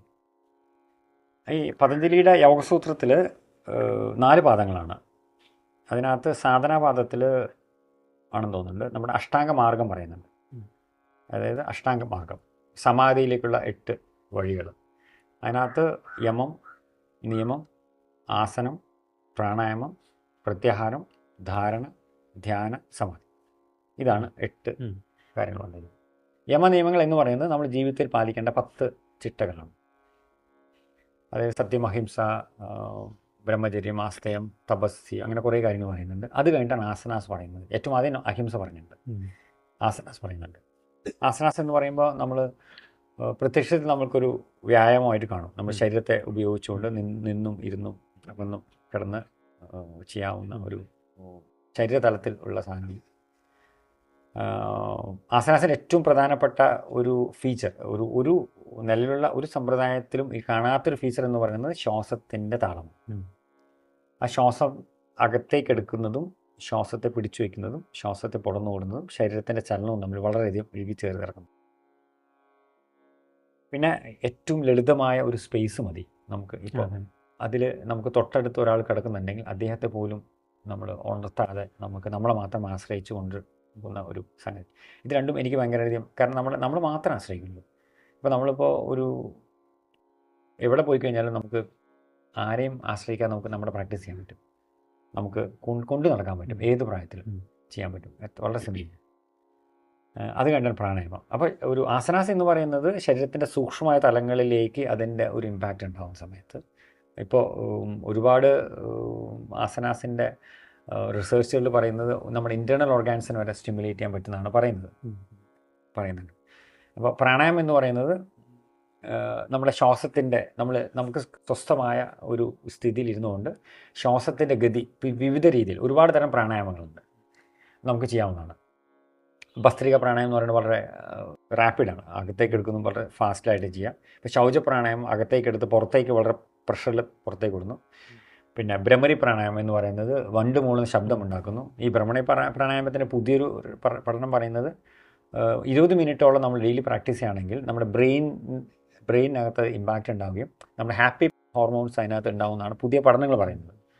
അപ്പോൾ അത് നമ്മുടെ ഈ പാർക്കിൻസൺസ്, അൾഷിമേഴ്സ് പോലത്തെ രോഗങ്ങൾക്ക്, വിഷാദ രോഗങ്ങൾക്കൊക്കെ അത് ഭയങ്കരമായി ഗുണം ചെയ്യുമെന്ന് പറയുന്നുണ്ട്. ബ്രെയിനിനെ ഭയങ്കരമായിട്ട് ഗുണം ചെയ്യുമെന്ന് പറയുന്നുണ്ട്. അത് ഒരു റിസർച്ചർ പറയുന്നത്. അപ്പോൾ നമ്മൾ പറയുന്നത് ഇപ്പോൾ ശ്വാസവുമായി ബന്ധപ്പെട്ടാണ് കിടക്കുന്നത്. ഇപ്പോൾ നമ്മളെ സംബന്ധിച്ച് ഇപ്പോൾ ഒരു മനുഷ്യനെ വർത്തമാനകാലത്തിലേക്ക് ബന്ധപ്പെടുത്താൻ ഏറ്റവും നല്ല ഒരു സംഗതി എന്ന് പറയുന്നത് ശ്വാസത്തിൻ്റെ താളത്തെ ശ്രദ്ധിക്കുക എന്നുള്ളത്. ഇപ്പോൾ നിങ്ങൾ രാത്രി നിങ്ങൾ നടന്നു പോകുകയാണെന്നുണ്ടെങ്കിൽ ഇരുട്ടിൽ എന്തെങ്കിലും ഒരു വസ്തു നിങ്ങളുടെ മുന്നിലൂടെ ഒന്ന് പാസ് ചെയ്ത് കഴിഞ്ഞാൽ സ്വാഭാവികമായിട്ടും നമ്മുടെ ഹൃദയത്തിൻ്റെ മിടിപ്പ് കൂടും, നമ്മൾ വിയർക്കും, ചിലപ്പോൾ കുഴഞ്ഞു വീഴുന്നിരിക്കും. ശ്വാസത്തിൻ്റെ ഗതി ഭയങ്കരമായിട്ട് ബുദ്ധിമുട്ടിക്കും. അതിന് കാരണം എന്താ? നമ്മുടെ ഭയം ഉള്ളിലുണ്ട്. അപ്പോൾ നമ്മൾ ഇമോഷണലായിട്ടുള്ള സിറ്റുവേഷനിലേക്ക് നമ്മളുടെ മനസ്സിനെ, അല്ലെങ്കിൽ നമ്മുടെ ബോധത്തെ നമ്മളുടെ ശ്വാസത്തിൻ്റെ താളത്തിലേക്കൊന്ന് കേന്ദ്രീകരിക്കാൻ ഒന്ന് ശ്രമിച്ചു കഴിഞ്ഞാൽ അത് ഉണ്ടാക്കുന്ന ഒരു വ്യത്യാസം ഭയങ്കരമാണ്. കാരണം നമ്മളെ പ്രസൻറ്റിലേക്ക് കൊണ്ടുവരണം. ഇപ്പോൾ എനിക്ക് ഒരു കൊല്ലേണ്ട ദൃശ്യത്തിൽ ഞാൻ നിൽക്കുന്ന സമയത്ത് ഈ സമയത്ത് എൻ്റെ മുന്നിൽ കിട്ടി ഞാൻ നിങ്ങളെ കൊല്ലും, എന്നെ കിട്ടുന്നില്ല. കുറച്ച് സമയം കഴിയുന്ന സമയത്ത് ആ കൊല്ലൽ എന്നുള്ളത് മാറി ഞാൻ തല്ലാൻ ഉള്ള അവസ്ഥയിലേക്ക് എത്തും. ചിലപ്പോൾ ഒന്ന് ഉറങ്ങി ഇട്ട് കഴിഞ്ഞാൽ ചിലപ്പോൾ ചീത്തയിലൊന്നും ആ ഇമോഷൻസാണ്. അപ്പോൾ ഇമോഷൻസും നമ്മുടെ ബ്രീത്തിൻ്റെ ഋതുവും തമ്മിൽ ഭയങ്കരമായിട്ട് കണക്റ്റഡാണ്. അപ്പോൾ ഒരു സാധാരണ മനുഷ്യനെ സംബന്ധിച്ച് നല്ല ഇമോഷൻസ് സന്തോഷം, മോശം ഇമോഷൻസ് ദുഃഖം. പക്ഷെ ഒരു ശരീരത്തിനെ സംബന്ധിച്ച് 2 ഇമോഷൻസാണ്. നിങ്ങൾ സന്തോഷം വന്നാലും നിങ്ങളുടെ ഋതം വ്യത്യാസം വരും. അപ്പോൾ 2 ഇമോഷൻസാണ്. അപ്പോൾ നമ്മൾ ശ്വാസത്തിൻ്റെ താളത്തെ നമ്മൾ നിരീക്ഷിക്കുകയാണ് ചെയ്യുക. നിരീക്ഷണം എന്ന് പറയുന്നത് വേറൊരു സമ്പ്രദായമാണ്. യോഗശാസ്ത്രത്തിൻ്റെ അടിസ്ഥാനം എന്ന് പറയുന്നത് നിരീക്ഷണമാണ്. ശരി, അത് ശരീരതലത്തിലാണ് തുടങ്ങുന്നത്. ഇപ്പോൾ നമ്മൾക്ക് 2 മാർഗങ്ങളുണ്ട് മനുഷ്യന്. നമ്മൾ ശാന്തിയുടെ മാർഗം, ശക്തിയുടെ മാർഗം. നമുക്ക് 2 സ്വീകരിക്കാം ജീവിതത്തിൽ. അപ്പോൾ യോഗശാസ്ത്രം മുന്നോട്ട് വയ്ക്കുന്നത് ശാന്തിയുടെ മാർഗമാണ്. ശരി, അത് നിരീക്ഷണമാണ്. നമ്മൾ ഒന്നിനെയും ജഡ്ജ് ചെയ്യുന്നില്ല. നമ്മൾ ഇപ്പോൾ ബുദ്ധൻ 2 ധ്യാന രീതിയിൽ, ബുദ്ധൻ പരിചയപ്പെടുത്ത 2 രീതിയിൽ ഒന്നാണ് വിപാസന എന്ന് പറയുന്ന സാധനം. വിപാസന എന്ന് പറഞ്ഞാൽ എന്താ? ഒരു വസ്തുവിനെ അതിൻ്റെ അതേ രീതിയിൽ കാണുക എന്നുള്ളതാണ്. അതിനകത്ത് ജഡ്ജ്മെൻറ്റോ പ്രതീക്ഷകളോ ഒന്നുമില്ല. നിങ്ങൾ ആ രീതിയിൽ തന്നെ കാണുന്നത്. പക്ഷേ അത് നമുക്ക് പലപ്പോഴും പറ്റാറില്ല. നമ്മളെപ്പോഴും ഒരു വസ്തുവിനെ കാണുന്നത് ആ വസ്തുവിനെക്കുറിച്ചുള്ള നമ്മളുടെ ബയോളജിക്കൽ ഇൻഫർമേഷൻ വെച്ചിട്ടാണ്. അല്ലെങ്കിൽ ഒരു വ്യക്തിയെ നമ്മൾ പരിചയപ്പെടുന്നത് ആ വ്യക്തിയെ മുന്ന് കണ്ടിട്ടുള്ള ഇമേജ് വെച്ചിട്ടുണ്ട്. ഇപ്പോൾ നിങ്ങളിപ്പോൾ താടി വളർത്തിയിട്ടുണ്ട്, നാളെ നിങ്ങൾ ഷേവ് ചെയ്ത് വന്നു കഴിഞ്ഞാൽ ഞാൻ ആദ്യം വന്ന് എന്താ ഷേവ് ചെയ്ത് ചോദിക്കുക. അത് അക്സെപ്റ്റ് ചെയ്യാൻ അങ്ങനെയാണ്. അപ്പോൾ അതേ സമയത്ത് ഇന്നലെ നിങ്ങൾ താടി ഉണ്ടായിരുന്നു, ഇന്ന് താടി അത്രയേ ഉള്ളൂ, വ്യത്യാസമൊന്നുമില്ല. അപ്പോൾ ഈ ബുദ്ധൻ കൊണ്ടുവന്ന 2 രീതി നോക്കുകയാണെന്നുണ്ടെങ്കിൽ, ബുദ്ധൻ നിർവ്വാണത്തിൽ വന്ന സമയത്ത് ആഗ്രഹങ്ങളാണ് ഏറ്റവും വലിയ പ്രശ്നം എന്ന് മനസ്സിലാക്കി. ആ ആഗ്രഹങ്ങളെക്കുറിച്ച് ആഴത്തിൽ മനസ്സിലാക്കിയത് പുള്ളി കണ്ടംപ്ലേഷൻ നടത്തിയിട്ടുണ്ട്. ബുദ്ധൻ 2ാമത്തെ കണ്ടംപ്ലേഷനാണ്. അപ്പോൾ നമ്മൾ ഓരോരുത്തരും നമ്മുടെ വൈകാരികമായ അവസ്ഥയെക്കുറിച്ച് കണ്ടംപ്ലേറ്റ് ചെയ്യണം, നമ്മുടെ മനസ്സിൻ്റെ ഉള്ളിലേക്ക് പോകണം. അതിന് ശ്വാസത്തിൻ്റെ നിരീക്ഷണമാണ് ബുദ്ധൻ ഉപയോഗിച്ച ടെക്നിക്ക്. ശ്വാസത്തിനെ നിരീക്ഷിക്കുക. അപ്പോൾ നിരീക്ഷിക്കണം ഒരു വസ്തുവിനെ നിരീക്ഷിക്കുക എന്ന് പറയുന്ന സമയം നമ്മളൊന്നും ജഡ്ജ് ചെയ്യുന്നില്ല, നല്ലത് പറയുന്നില്ല, ചീത്ത എന്ന് പറയില്ല. അതെങ്ങനെയാണോ ആ രീതിയിൽ നമ്മൾ കാണാൻ ശ്രമിക്കുക. അപ്പോൾ അതിന് ഏറ്റവും ലളിതമായ സാധനം നമ്മുടെ ശ്വാസമാണ്, ശ്വാസത്തിൻ്റെ താളമാണ്. ഇപ്പോൾ സൂഫികൾ ധ്യാന രീതി ഹൃദയത്തിൻ്റെ മിടിപ്പിനെ നിരീക്ഷിക്കുക എന്നുള്ളതാണ്. ഇത് 2 നമ്മുടെ കയ്യിലുള്ള സാധനമാണ്. പിന്നെ ശബ്ദത്തെ നിരീക്ഷിക്കാറുണ്ട്, നമ്മുടെ മനസ്സിൻ്റെ ചിന്തകളെ നിരീക്ഷിക്കാറുണ്ട്. അപ്പോൾ നിരീക്ഷിക്കുക എന്ന് പറയുമ്പോൾ എന്നിലുള്ള ഞാൻ എന്നെ തന്നെ നിരീക്ഷിക്കുക, ഞാൻ എന്നെ നിരീക്ഷിക്കുകയാണ്, എൻ്റെ മനസ്സിനെ നിരീക്ഷിക്കുകയാണ്, എൻ്റെ വൈകാരികമായ അവസ്ഥകളെ നിരീക്ഷിക്കുകയാണ്, എൻ്റെ ഭയത്തെ നിരീക്ഷിക്കുകയാണ്, എൻ്റെ ഭയത്തിൻ്റെ കാരണത്തെക്കുറിച്ച് ഞാൻ എൻ്റെ ഉള്ളിലേക്ക് ചോദിക്കുകയാണ്. അപ്പോഴാണ് നമ്മളെ ആഗ്രഹങ്ങൾ ഉള്ളിൽ കിടക്കുന്നത് മനസ്സിലാവുക. കാരണം നമ്മുടെ മനസ്സിനകത്ത് ആഗ്രഹങ്ങളുണ്ടെങ്കിൽ നമ്മൾ പലതും പ്രതീക്ഷിക്കാൻ തുടങ്ങും. നമ്മൾ പ്രതീക്ഷയോട് മുന്നോട്ട് ജീവിക്കുന്ന സമയത്തിൽ പ്രതീക്ഷകൾ നമ്മൾക്ക് നിറവേറിയില്ലെങ്കിൽ നമ്മൾ ഭയങ്കര അസ്വസ്ഥരാകും, സംഘർഷം. അപ്പോൾ അടിസ്ഥാന കാരണം പ്രതീക്ഷ ആഗ്രഹം. അപ്പോൾ ഈ നമ്മുടെ ആഗ്രഹങ്ങൾ വളരെയധികം കൂടുതലാണെന്നുണ്ടെങ്കിൽ നമ്മുടെ മനസ്സിനകത്ത് ചിന്തകൾ വളരെ കൂടിക്കൊണ്ടിരിക്കും. അപ്പോൾ ചിന്തകൾ കൂടുതലാണെന്നുണ്ടെങ്കിൽ ഇമോഷൻസ് വളരെ കൂടുതലായിരിക്കും. അപ്പോൾ ഒരു മനുഷ്യൻ്റെ മനസ്സിനകത്ത് ചിന്തകൾ കൂടുതൽ കഴിവെന്നർത്ഥം അത്രമാത്രം ഇമോഷണലാണെന്നുള്ളതാണ്. അപ്പോൾ അത്രമാത്രം ഇമോഷണൽ ആവാനുള്ള കാരണം അദ്ദേഹത്തിന് നിറവേറാത്ത കുറേ ആഗ്രഹങ്ങൾ കൊണ്ട് നടക്കുന്നുണ്ട്. അപ്പോൾ അടിസ്ഥാന കാരണം ആഗ്രഹങ്ങൾ. ഈ ആഗ്രഹങ്ങൾ മനസ്സിൽ രൂപപ്പെടുന്നതും സ്വാഭാവികമായിട്ടാണ്. ഇപ്പോൾ നമ്മൾ നമ്മുടെ അമ്മയുടെ ഉദരത്തിൽ ജനിച്ച് ഒരു 3 മാസം കഴിയുന്നതോടുകൂടി നമ്മുടെ മനസ്സ് രൂപപ്പെടുകയും മനസ്സിനകത്ത് കുറേ ഇമേജസ് പതിയും എന്നാണ് പറയുന്നത്. നമ്മുടെ കൃഷ്ണൻ അർജുനന് ഒരു കഥയുണ്ടല്ലോ, അഭിമന്യു, ദ്രൗപദിയുടെ വയറ്റിൽ കിടന്ന സമയത്ത് ഒരു കഥയുണ്ടല്ലോ. അപ്പോൾ ആധുനിക ശാസ്ത്രം അത് പറഞ്ഞല്ലോ, നമ്മൾ 3 മാസം കഴിഞ്ഞാൽ കുട്ടി മനസ്സിൽ കുറേ ഇമോഷൻസ് വരുന്നുള്ളത്. അതുകൊണ്ടാണ് ഒരു മാനസിക സമ്മർദ്ദമുള്ള അമ്മയ്ക്ക് ഉണ്ടാവുന്ന കുട്ടിക്ക് അത് മിക്കവാറും ട്രാൻസ്ലേറ്റ് ചെയ്ത് പറയാൻ സാധ്യത എന്ന് പറഞ്ഞത്.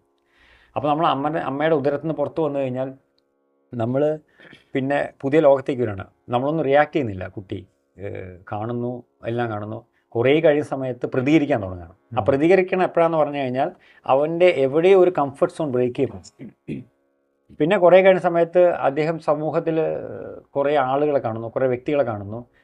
ചില വ്യക്തിത്വത്തിൽ ആകർഷകരാകുന്നു. ഒരു പക്ഷേ അദ്ദേഹം കാണുന്ന വ്യക്തിക്ക് ആ സമൂഹത്തിൽ വലിയ പദവിയുള്ളതുകൊണ്ടായിരിക്കാം, അല്ലെങ്കിൽ അദ്ദേഹം ഡോക്ടറായിരിക്കാം, അല്ലെങ്കിൽ ഏറ്റവും വലിയ വീട് പണിത ആളായിരിക്കാം, അല്ലെങ്കിൽ ഒരു വലിയ കാറുള്ള ആളായിരിക്കാം. അപ്പോൾ സ്വാഭാവികം ഏറ്റവും വലിയ കാറ് വാങ്ങിക്കലാണ് ഏറ്റവും വലിയത് നിന്ന് ആ കുട്ടിയുടെ ആഗ്രഹം ആ കുട്ടിയുടെ ഉള്ളിൽ. അത് ആ കുട്ടി ബോധപൂർവ്വം തിരഞ്ഞെടുത്തതല്ല, സ്വാഭാവികം വന്നു ചേർന്നതാണ്. അപ്പോൾ കുറേ കഴിയുമ്പോൾ ചിലപ്പോൾ ഈ ആഗ്രഹം മാറിയിരിക്കും. അപ്പോൾ ഈ ആഗ്രഹം ഉള്ളിലിരിക്കുന്നുള്ള കാരണം ഈ കുട്ടി പലതും പ്രതീക്ഷിച്ചുകൊണ്ടിരിക്കും. കാരണം ഡോക്ടറാവണമെന്നുണ്ടെങ്കിൽ പിന്നെ ഈ കുട്ടി പ്രതീക്ഷിക്കുകയാണ്, എൻ്റെ അച്ഛൻ എന്നെ നന്നായി പഠിപ്പിക്കണം, എനിക്ക് ഫസ്റ്റ് മാർക്ക് കിട്ടണം, ഞാൻ ഒന്നാമനാവണം. ഈ പ്രതീക്ഷകൾ വളരെ ശക്തമാകും തോറും ഈ കുട്ടിയുടെ മാനസിക സമ്മർദ്ദത്തിൻ്റെ കാരണം പോയിക്കൊണ്ടിരിക്കും. ഇത് തെറ്റാണെന്നല്ലോ. പക്ഷേ ഇതിലേക്ക് ഈ ഒരു ബോധം നമ്മളിലേക്ക് വരുമ്പോൾ നമുക്ക് മനസ്സിലാവും ഇതിൻ്റെ അടിസ്ഥാന കാരണം നമ്മുടെ ഉള്ളിലാണ്. അപ്പോൾ ആഗ്രഹങ്ങൾ സ്വാഭാവികം നമ്മുടെ ഉള്ളിലെടുക്കുന്നു, പ്രതീക്ഷകൾ സ്വന്തമായിട്ട് വരുന്നു. ആ പ്രതീക്ഷകളനുസരിച്ച് ഞാൻ ജീവിക്കുന്നു. ആ പ്രതീക്ഷകൾ നിറവേറത്തോളം കാലം ഞാൻ അസ്വസ്ഥനാവുന്നു, ഞാൻ പൊട്ടിത്തെറിക്കുന്നു, ഞാൻ മാനസിക സമ്മർദ്ദത്തിലേക്ക് വരുന്നു, ഇമോഷണൽ ഡിസോർഡർ ഉണ്ടാവുന്നു. അതിന് നമ്മൾ ചിലപ്പോൾ പുതിയ ലോകത്തിൽ സ്ട്രെസ് എന്ന് പറയുന്നു. അത് അധികരിക്കുമ്പോൾ വീണ്ടും ഡിപ്രഷനിലേക്ക് വരുന്നു. പിന്നെ അടിസ്ഥാനം എവിടെയാണ്? നമ്മുടെ ഇമോഷൻസിന് കാരണം നമ്മുടെ മനസ്സിനകത്ത് നമ്മൾക്ക് കൈകാര്യം ചെയ്യാൻ കഴിയാത്ത അപ്പുറത്തേക്ക് നമ്മുടെ ഇമോഷൻസ് വലുതാവുന്നുണ്ട്. അപ്പോൾ മനസ്സിനകത്ത് നമ്മളുടെ ഇമോഷൻസിനെ കൈകാര്യം ചെയ്യാനുള്ള നമ്മുടെ ശേഷി നമ്മൾ കൂട്ടുന്നുണ്ട്. അതിന് നമുക്ക് പ്രാണായാമം സഹായിക്കും, നമ്മുടെ ആസനാസം നമ്മൾ സഹായിക്കും.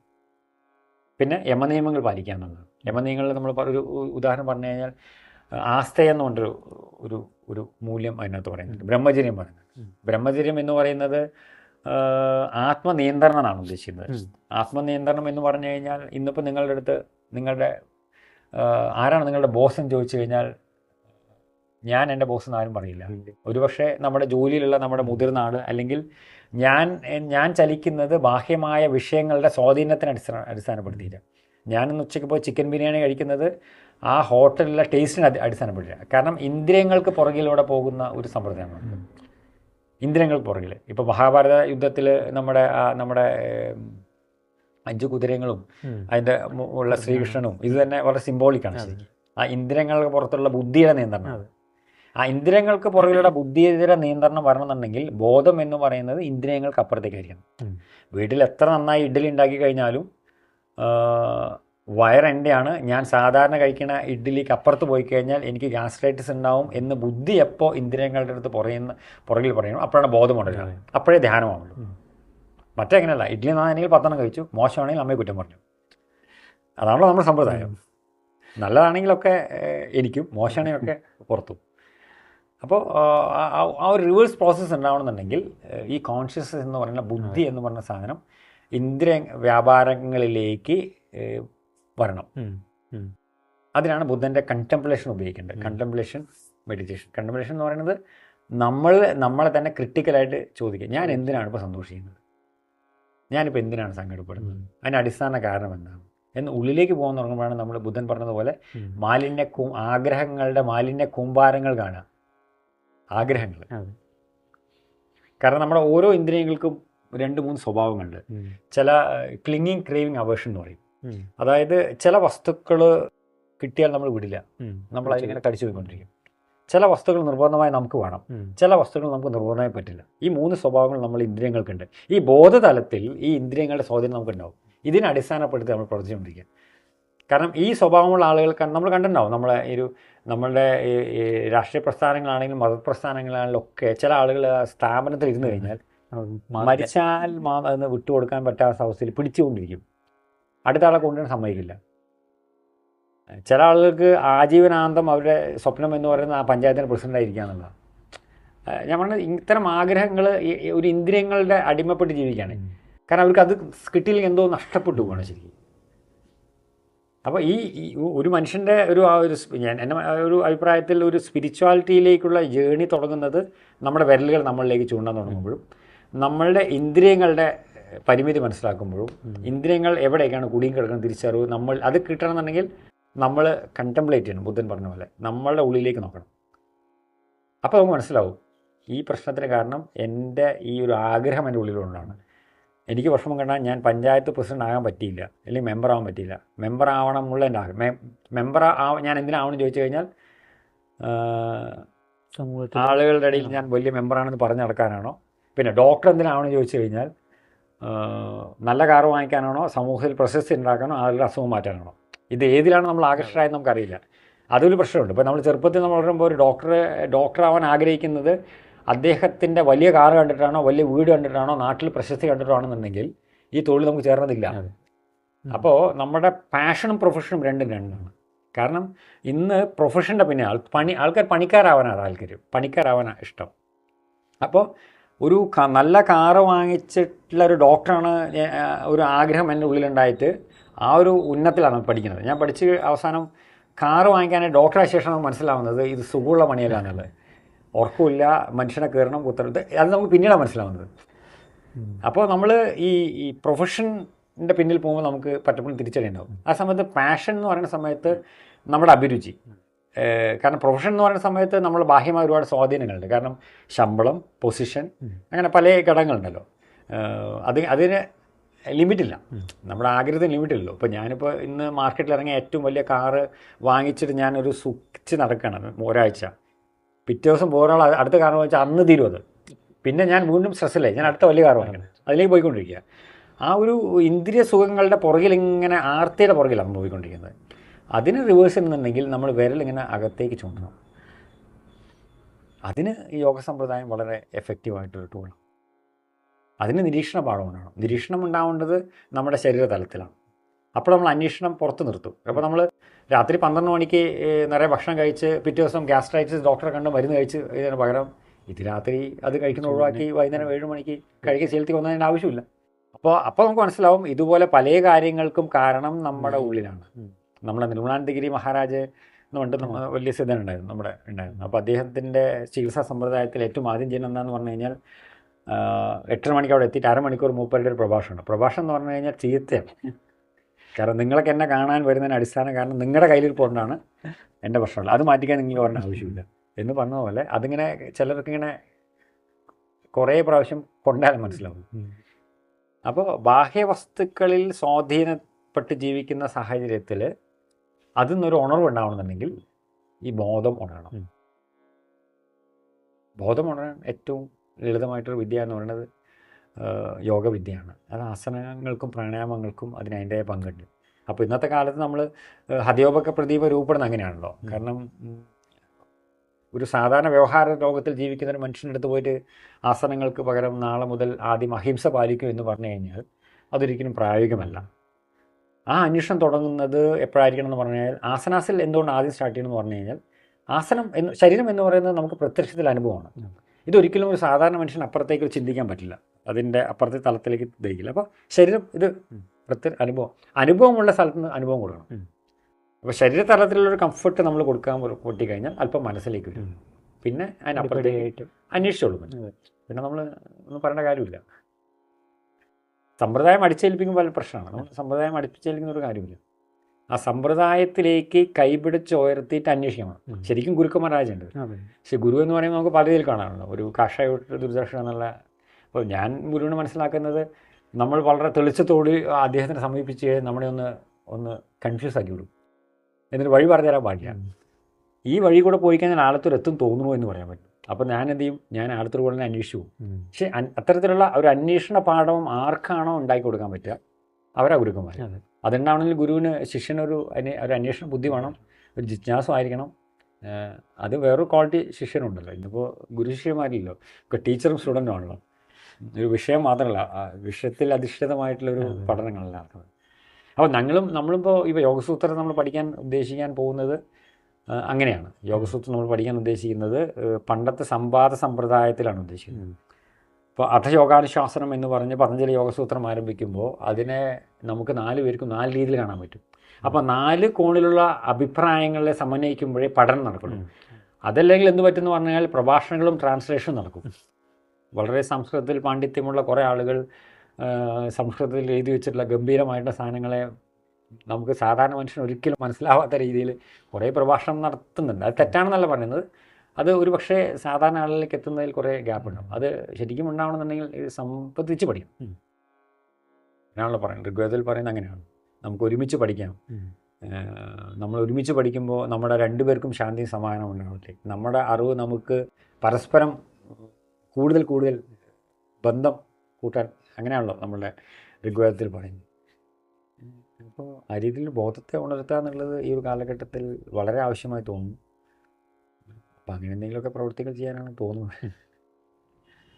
ഇവിടെ നമ്മുടെ ബോധിയിൽ ഒട്ടേറെ പേര് പല സമസ്യകളായിട്ട് വരുന്നുണ്ട്, ചർച്ചകൾക്കായിട്ട് വരുന്നുണ്ടാവാം.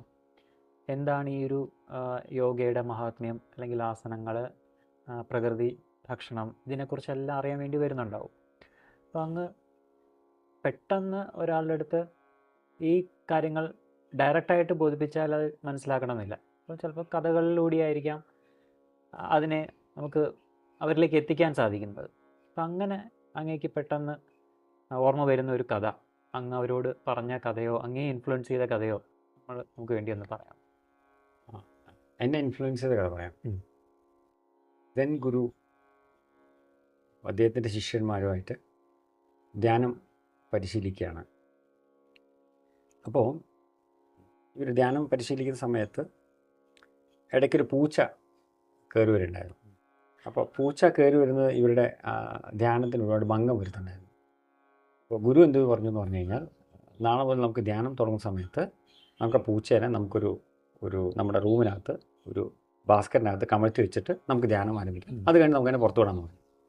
അപ്പോൾ എല്ലാവരും ഏതെങ്കിലും ശിഷ്യൻ എന്ത് ചെയ്യുമെന്ന് പറഞ്ഞു കഴിഞ്ഞാൽ, ധ്യാനം തുടങ്ങുന്നതിന് മുമ്പ് പൂച്ചയെ പിടിക്കും, അതിനൊരു ബാസ്ക്കറ്റിലാക്കി റൂമിനകത്ത് പൂട്ടി വരും. ധ്യാനം കഴിഞ്ഞ് കഴിഞ്ഞാൽ അതിന് പുറത്തു വിടും. അതൊരു അങ്ങനെ തുടർന്ന് വന്നുകൊണ്ടിരുന്നു. കുറേ കഴിഞ്ഞപ്പോൾ ഗുരു മരിച്ചുപോയി. അത് കഴിഞ്ഞ് അത് ആ സമ്പ്രദായം അങ്ങനെ പോയിക്കൊണ്ടിരുന്നു. കുറേ കഴിഞ്ഞപ്പോൾ ഈ പൂച്ച ചത്തുപോയി.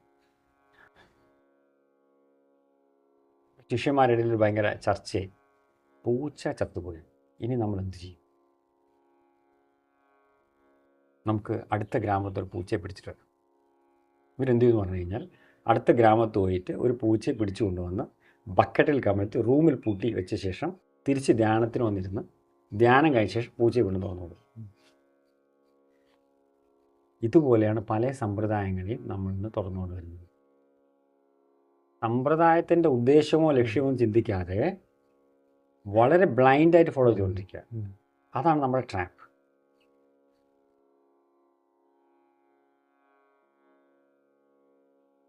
ഒരു വലിയ ട്രാപ്പാണ്. നമ്മൾ എന്തിനാണ് ചെയ്യുന്നത്, നമ്മൾ എന്തിനാ പഠിക്കണത് ചോദിക്കുന്നത്. ചോദിക്കുന്നത് ബികോമിനോ ഡിഗ്രിക്കോ എന്നുള്ളതല്ല ചോദിക്കുന്നത്. നീ എന്തിനാണ് പഠിപ്പിൻ്റെ ഉദ്ദേശം, അത് മനസ്സിലാവില്ല. അപ്പോൾ ഞാൻ ബികോമിന് പഠിക്കണമെന്ന് പറയും. അപ്പോൾ ചോദിച്ചതിൻ്റെ ഉദ്ദേശം നീ എന്തിനാ പഠിക്കുന്നതല്ല എന്ന് പറഞ്ഞ പോലെ ഓരോ സമ്പ്രദായങ്ങൾക്കും അതിൻ്റേതായ കാതലായിട്ടുള്ള എസൻസ് ഉണ്ട്. ഇത് മനസ്സിലാക്കാതെ ബ്ലൈൻഡായിട്ട് ഫോളോ ചെയ്യുമ്പോൾ എന്താ സംഭവിക്കാന്ന് പറഞ്ഞു കഴിഞ്ഞാൽ, യാന്ത്രികമാണല്ലോ യാന്ത്രികമായി ജീവിക്കേണ്ടി വരും. അപ്പോഴും അന്വേഷണം ഇങ്ങനെ നിർത്തില്ല.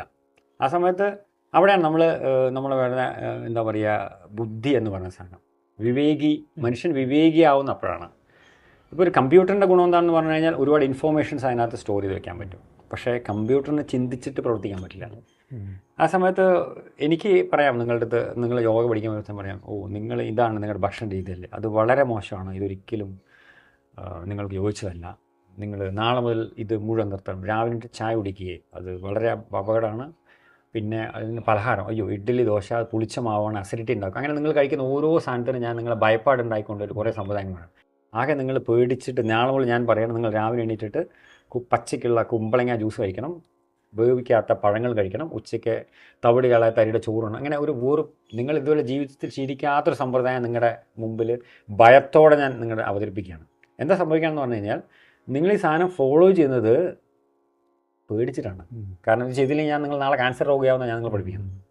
അപ്പോൾ ഓരോ സമ്പ്രദായങ്ങൾ നമ്മൾ ഒരാളുടെ അടുത്ത് പറഞ്ഞു കൊടുക്കുമ്പോഴും ആ പറഞ്ഞു കൊടുക്കുന്ന ആ സമയത്ത് തിരിച്ച് കേൾക്കുന്ന ഉള്ളിൽ എന്ത് ബോധം ഉണ്ടാവണമെന്ന് പറഞ്ഞു കഴിഞ്ഞാൽ, ഇതെന്താണെന്ന് നിങ്ങളുടെ ഉള്ളിൽ സാംശീകരിക്കാനുള്ള ഒരു ബോധം ഉണ്ടാവണം നമുക്ക്.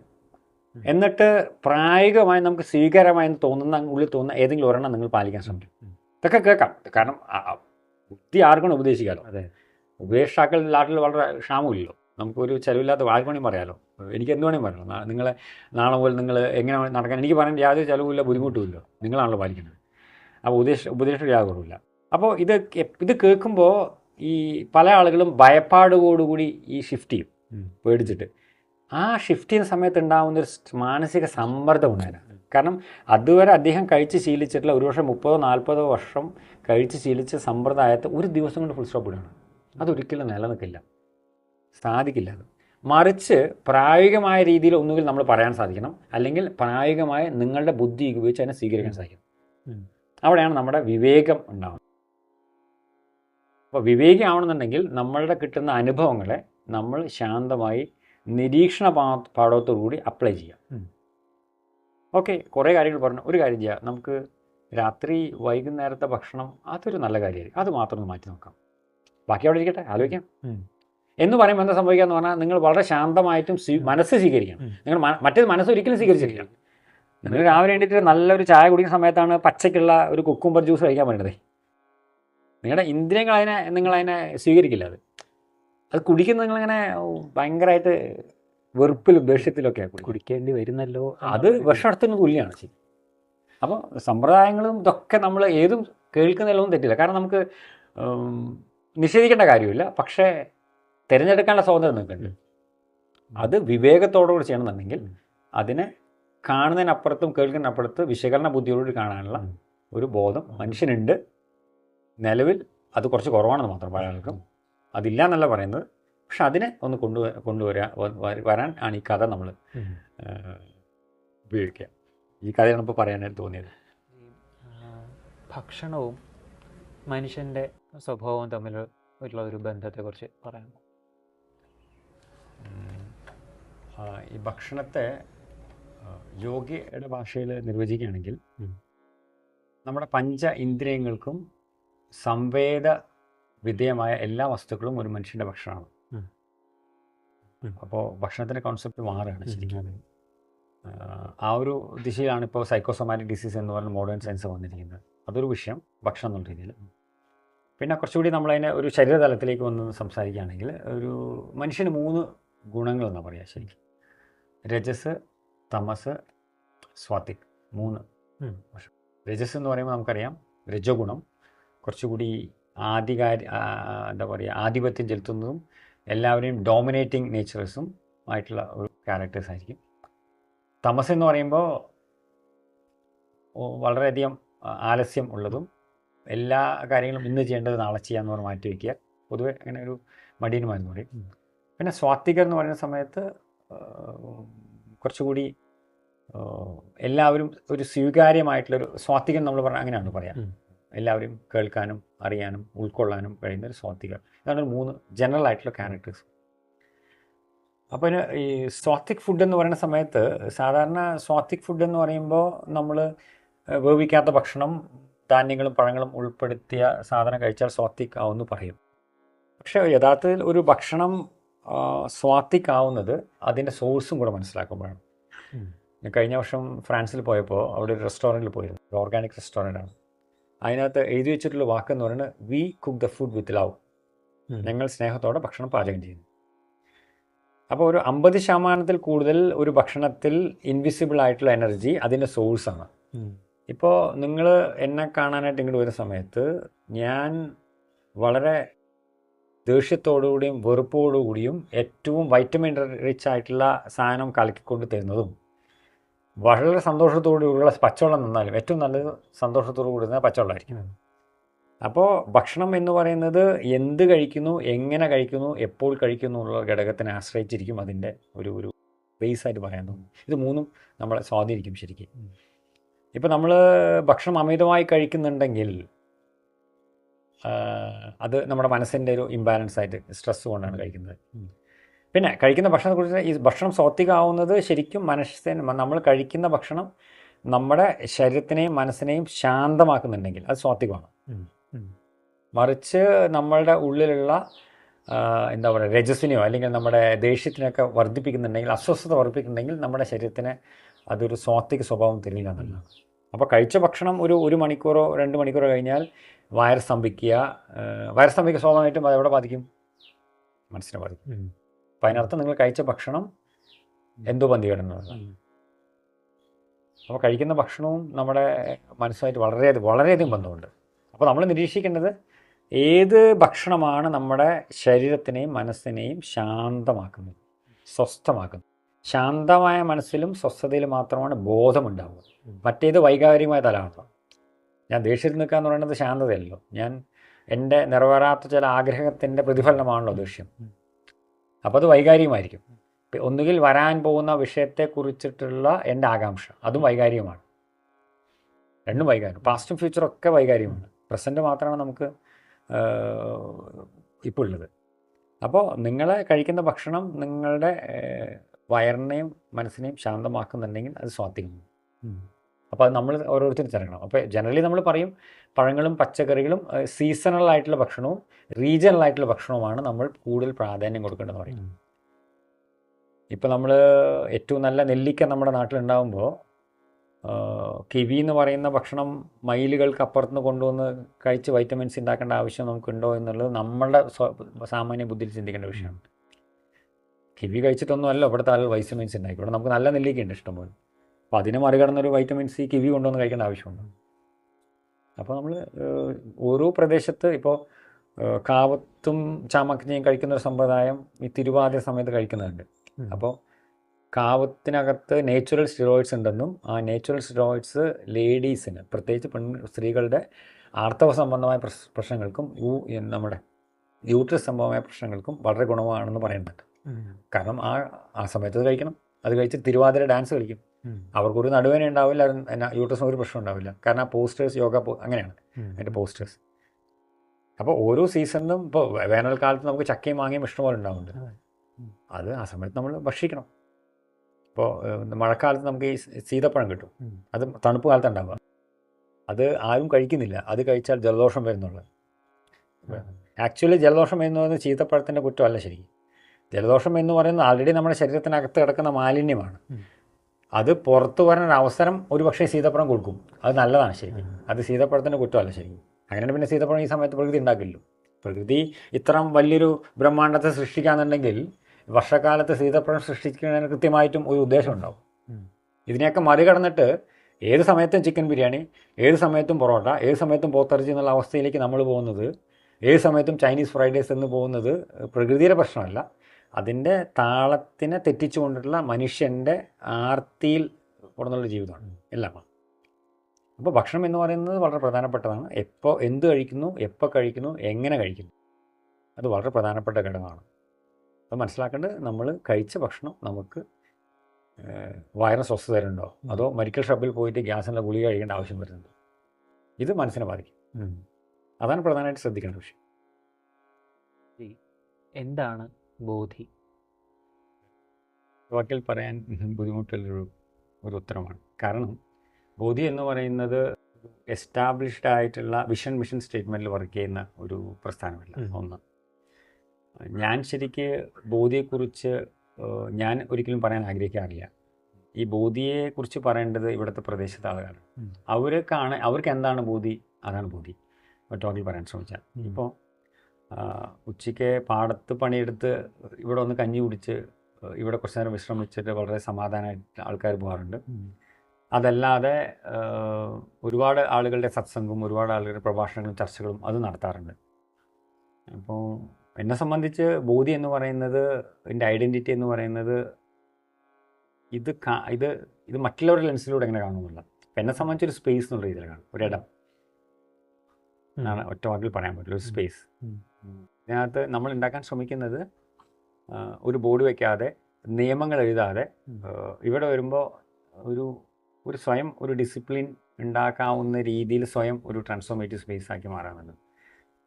അത് ഇതുവരെ നമുക്കങ്ങനെ ആരും നമ്മൾ ബോർഡ് വയ്ക്കാത്തതുകൊണ്ടോ ചെരുപ്പിടരുന്ന് എഴുതി വയ്ക്കാത്തതുകൊണ്ടോ, ചിലപ്പോൾ ആരെങ്കിലുമൊക്കെ ചെരുപ്പിട്ട് ഹാളിനകത്ത് കയറില്ല, ചിലപ്പോൾ വരാന്തയിലൊക്കെ നടക്കുമെങ്കിൽ തന്നെ അത് നമ്മൾ പറയുമ്പോൾ അത് മാറ്റി വയ്ക്കാറുണ്ട്. അതല്ലാതെ അങ്ങനെ ബുദ്ധിമുട്ടിലൊന്നും ആരും വരാറില്ല.